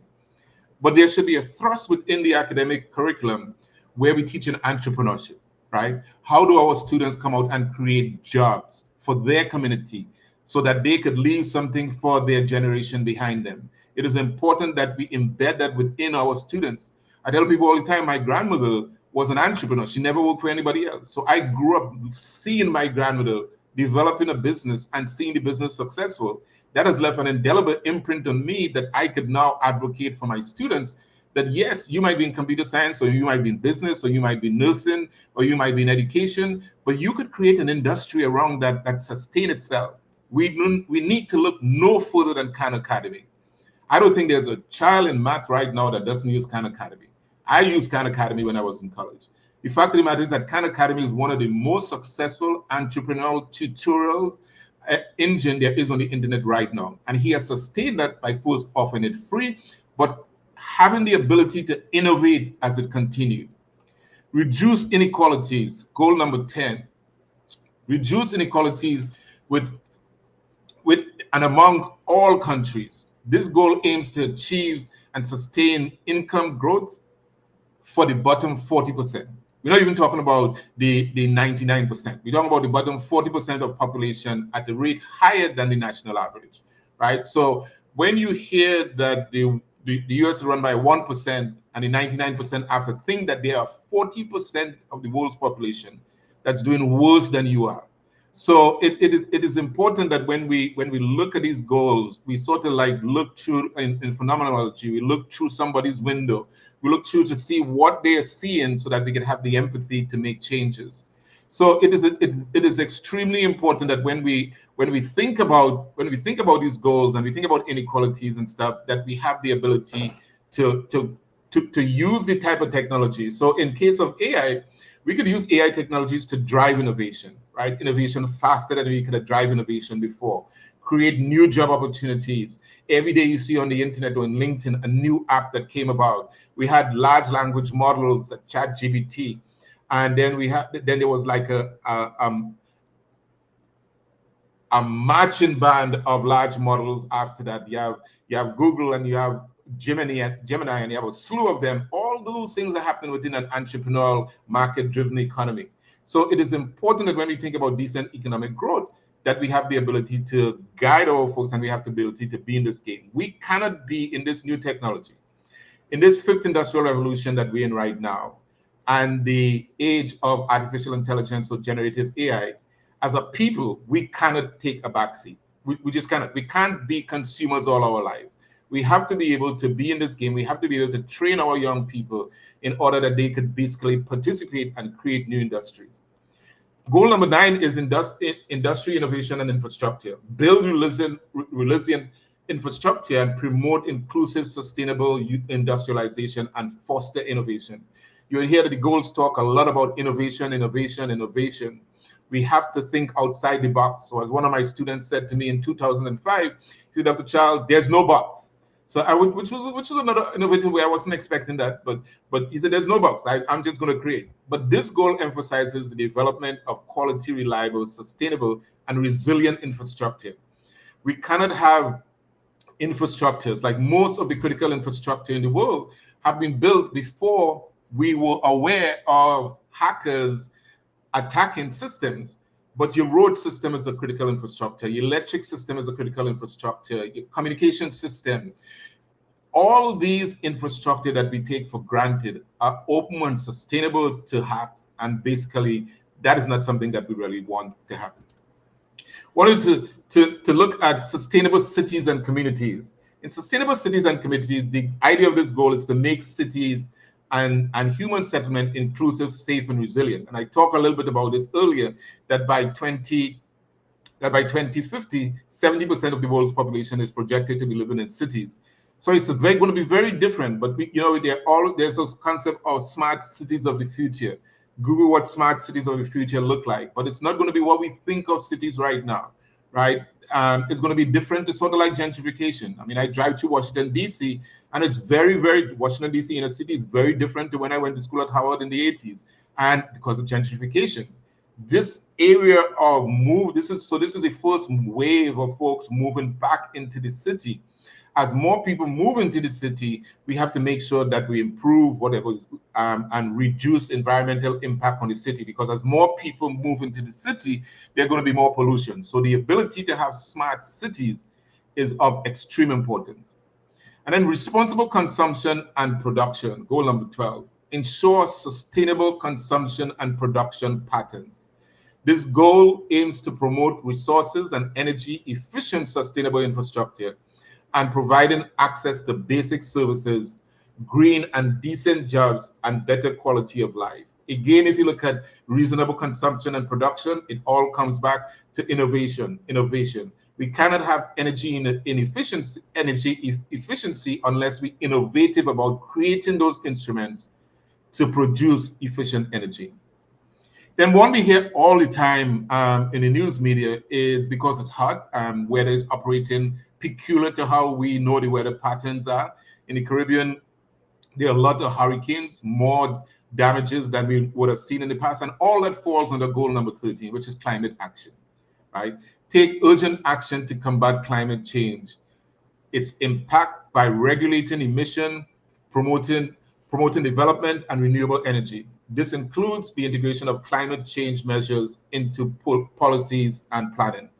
Now, this is an interesting goal, because I remember towards the summer there was a lot. New York City was covered with dark dust that came from Canada. And the reality about that, it was pollutants in the air, and we're not separated by walls. So then there's nothing separating our waters. There's nothing separating our skies. We are in an open environment where when we talk about climate action, we talk about trying to prevent the world's temperature from going to another 1.5 degrees. We had to be caring citizens for each other.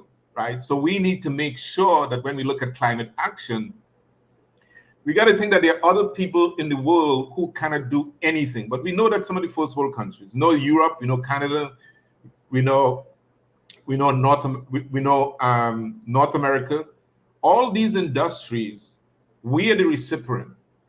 The global South, Latin America, the Caribbean, Africa, we are the recipients. We could only mitigate some of or adapt to some of the climate actions. But most of the pollutants are not coming from, we are the receptors of that. So it is important that as we look at climate action, we also look at responsibility of self. So how could we be much more responsible? So when you think about climate action, AI could aid in climate modeling. So we could model based on past data of how climate has affected our environment, like the example we give with Canada and New York. We can now take that data and model it to enhance prediction and accuracy of future events like that. So it gives us the ability of studying the past in order to make decisions for future actions. Then goal number 14, life below the water.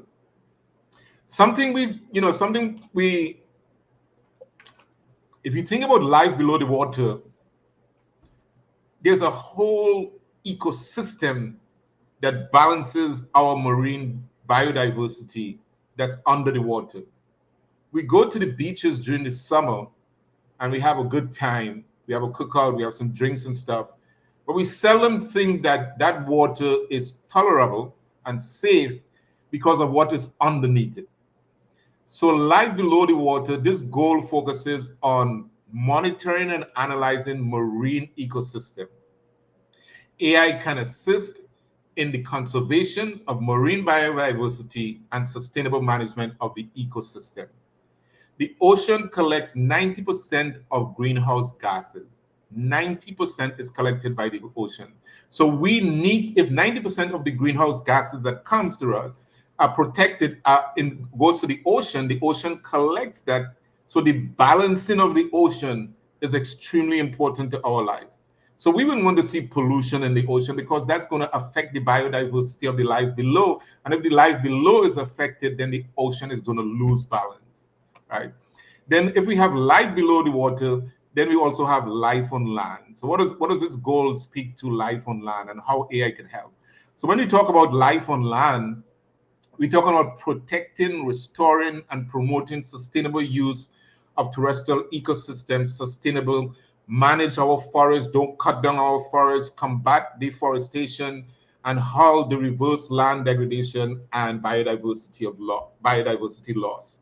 We need to take as much care above the water, below the water, as above the land. And again, artificial intelligence could help us in terms of studying past performances so that we make predictions about the future.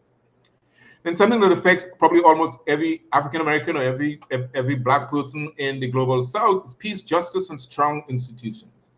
Goal number 16 speaks to speak, justice, and strong institutions.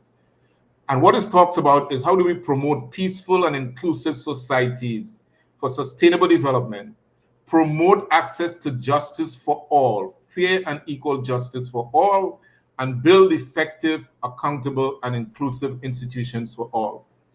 Now, we have seen many instances where we say that this might be a dream too deferred, but the reality is that what these goals are talking about and what these 193 countries are looking at is to see, could we achieve these goals by 2030? And what are the measures that are in place right now so we could see whether we're achieving those goals? So all the 190 countries, 93 countries understand that the US, North America, Europe, they're all countries represented who are part of the United Nations as well. And the idea is, the reason why it's called the 2030 Sustainable Development Goals is because it has to be achieved by 2030. And last but not least, partnerships for goals. We talk about all these goals, but these goals are not achievable unless there's partnership. So strengthen the means of implementation and realizing the goal partnerships for sustainable development. How does country partner with country? How does individual partner with individual? How does the inner city partner with the suburb to make sure that we have the type of sustainability and justice that we talk about above? How does someone in the suburb empathize with a young man or young woman who may want to go to study computer science or education or business, but doesn't have the resources to do so? The only way we could get equity in gender is if we all have some type of empathetic understanding of how what it requires for all of us to rise above the tide. This includes a global partnership for sustainable development completed by multi-stakeholder partnerships that mobilizes and shares information, knowledge, expertise, technology, financial resources,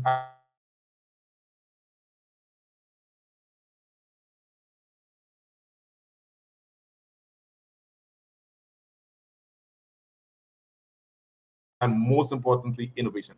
Need to be awakened about, because if it doesn't affect you, if you think it doesn't affect you in North America and in Canada and in Europe, it's affecting the majority of the world who live in the global South, Latin America, and the Caribbean. So thank you very much.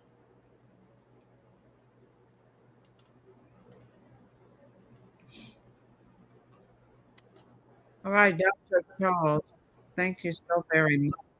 Thank you. So much information for us to consider and then to move on. How can people contact you to get more information? So I can be contacted at Charles, Charles, at alum.mit.edu. So Charles at alum.mit.edu. And I am, and one of the best ways, because I post on WhatsApp every day, and I post about AI and different subjects.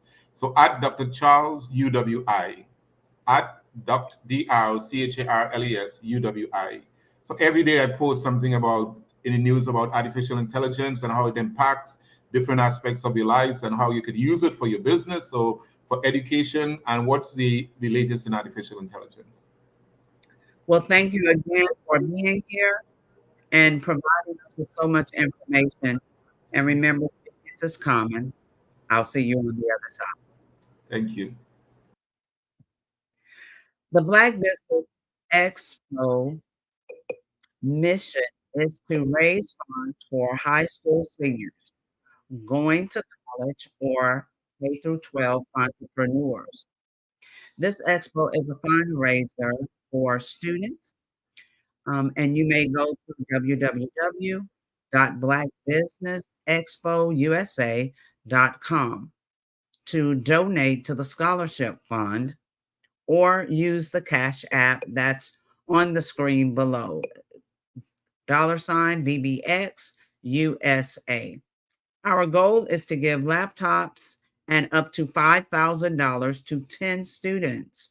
Students can register online at www.blackbusinessexpousa.com.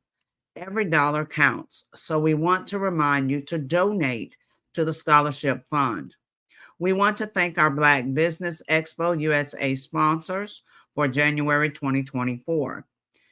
NC 100, Moody Capital Partners, Suede Soul, 5-Star BDM Media, Lotus Riche Coaching and Training, Carolina, Virginia Minority Supplier Development Council, Step Management, Hello LLC, BHS and Associates, Margie McLean Foundation Incorporated, Genius is Common, Earth Essentials, Mullane Shawnee Global, Executive Women's Success Institute, The Quality Coaching Company, Superwoman Business Services, Creative Force Studios, Lee Entertainment, Artistic App Design, Black Business Expo USA.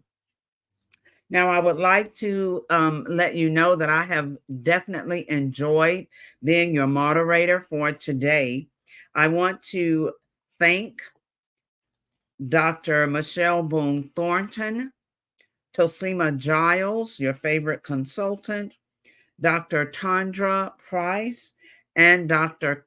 Curtis Charles for being with us on today. We will end this part of the program with me talking about Parenting 911. So, as you already know, I am Frizelma Lynn. I am the CEO and founder of Frizelma Teaching Parents, LLC, and I am the Parenting 911 coach. Parenting is at the very fiber of our society. All of us came from parents, and many of us were raised in very nurturing and structured homes. However, some of us were not. One of my clients said, we leave the hospital with newborns and we're not given instructions on how to raise them throughout this journey. So my job as the Parenting 911 coach is to help provide the coaching, the strategies, the plans, the goals, the visions that we need as parents. So let me ask this question. How many of you have felt overwhelmed as if you're doing everything for everybody in your house? You are doing everything. It's as if no one can make a move in your home without you. And you start off that way. However, after a while, it weighs you down. It brings about what we all know as burnout. And we then don't know how to make the switch, to pivot. We've started something that we cannot finish, and it's wearing us down. It's taking the joy out of parenting, and parenting is the most amazing task we could ever have on this earth. So let's talk about how we can change that. Doing everything for everyone is fine when they are newborns or sick and can't do for themselves. Other than that, we should be delegating all of the responsibilities for the unit to come together, the family unit to come together and share in the responsibilities. So if you have a toddler, the toddler should have responsibilities. The toddler should be taught how to pick up their own toys and pick up their own shoes, even how to start making up their bed and how to pick up after themselves and how to clean up their area after they eat. Yes, a 2-year-old should be able to do that. Maybe even an 18-month-old. You have to start delegating and teaching them responsibility. Then that takes that part of the responsibility off of your plate. When they are 5, they need to know more. They should be able to put the socks together once you wash them. They should be able to fold towels. They should learn how to fold their own clothes, even at 5, at 4. So it's up to us to bring them into the line of responsibility so that we don't have to do everything for everyone else. As they get older, they should have more and more responsibility. You have responsibility, parents, and everyone in the household should have responsibility. Age appropriate, of course. You should not be the only one doing absolutely everything to hold the family together. No, it takes a unit to actually hold the family together. So as children grow older, their responsibilities change and increase. You shouldn't have a 17-year-old and the only thing that that person does is maybe vacuum the living room. What about all the other chores that go together to bring your house to a point that you want to live there? So burnout can be changed. You know the old saying, don't start anything that you can't finish. If you start doing everything for everyone in the house, you'll always do it. And it will wear you down. You won't have the joy that you used to have. You definitely won't have the energy that you used to have. You need to bring everyone together as a unit and then delegate. Delegate, delegate, delegate. What is this one? What does this one need to do? What does that one need to do? What do the adults need to do? And everyone work together. I told one parent that as much as the children need us, we have to help them understand that we need them too. We must help them understand that this is reciprocal. It goes both ways. They need us, yes, but we also need them. The family unit needs them as well. So that's how you make a pivot from always doing everything yourself. Teach the children how to do things. Now, when you do that, it's not just about you. It's now empowering them to know how to do more. Remember, we're raising them to be adults.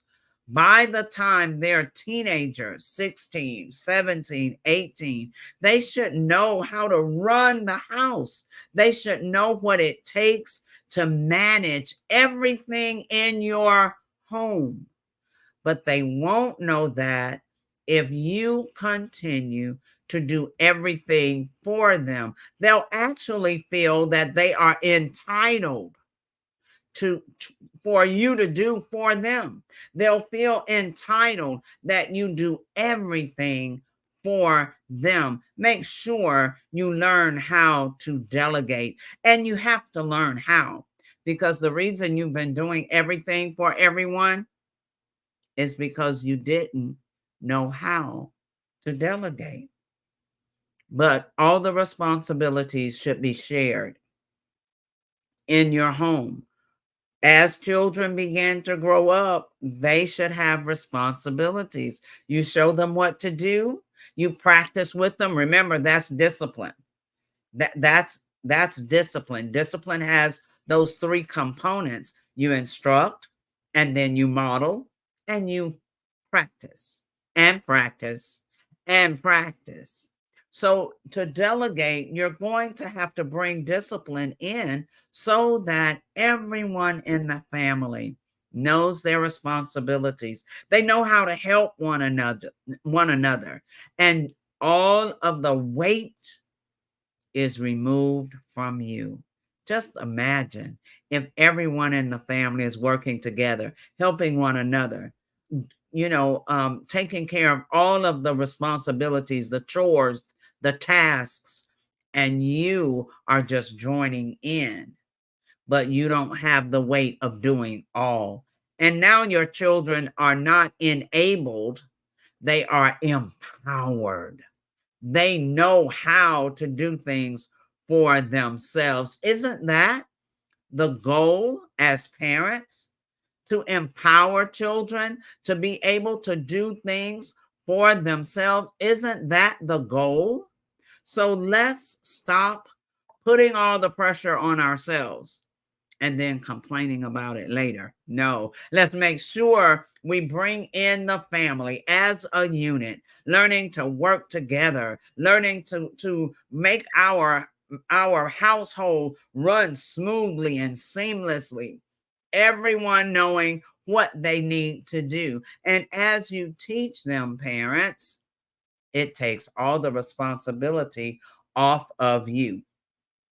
So remember, I work with one-on-one clients, teaching them proven, effective, and practical strategies to enhance their parenting skills. I work with different groups. I work with schools and school districts, and really helping those administrators understand the importance of not just a one-time workshop for the school year for parents.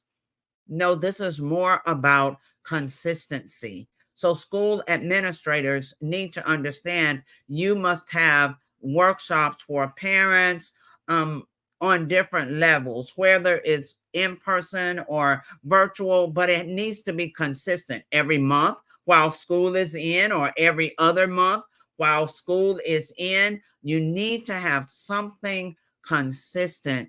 Other than that, you won't see the benefit of it all. With that, I also work with churches. I work as an event speaker. I work with corporate, trying to help corporations understand that when your employees are struggling at home, they can't bring you their best quality at work. So when you can help them settle things down at home with their children, you're going to get the absolute best quality production at work. And I work with the HR directors to bring on a system of workshops for their employees. Last but not least, if you go to my webpage, www.parenting911.org, you will be able to set up a strategy session with me. You will also see the digital courses that I have, the live webinars that I teach every week. You'll be able to also see the membership subscription and be able to join that. And we have a Q&A session for the membership so that all of your questions can be answered. Again, I work with parents. I rescue childhoods, and I show parents how to transform their families. We as parents, all of us, want to be the absolute best parents we can be.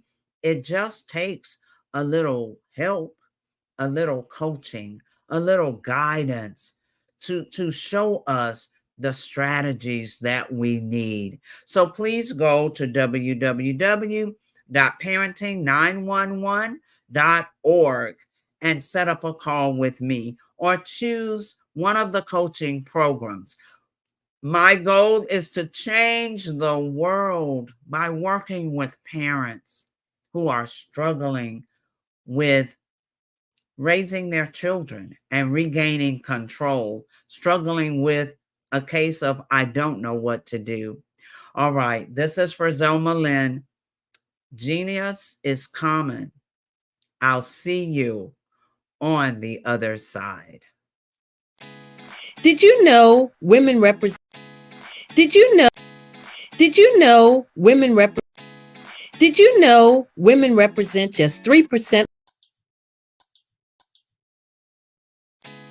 Did you know women represent? In the heart of America, there are dreams waiting to be realized. Dreams of. Hi, I'm Barbara Smith. Genius is common. My genius is executive coaching. Hi, I'm Barbara Smith. Genius is common. My genius is executive coaching and professional corporate training. As the master executive coach and corporate training ambassador for the Genius is Common movement, I help business owners craft their stories in such a way that you know exactly what. Over the past few years, we've seen the growth of existing and new initiatives focused on financial inclusion, building global networks, and reducing the wealth gap in response to the idea there's not enough seats at the table. Whether their outcomes are to increase the representation of Black executives on corporate boards, ensure an inclusive global economy, or to create new U.S. African commercial pathways, the strategies are often carried out by separate programs. The question is, should they be? With the continent of Africa being home to more than half of the world's fastest growing economies, the youngest workforce, over 400 companies generating more than $1 billion annually, 700 generating more than $500 million annually that are poised for growth, and being the destination of nearly $5 billion in venture capital in 2021. Diversifying U.S. and Africa commercial engagement by building bridges between African businesses and their U.S. diaspora should begin being seen as mutually beneficial. From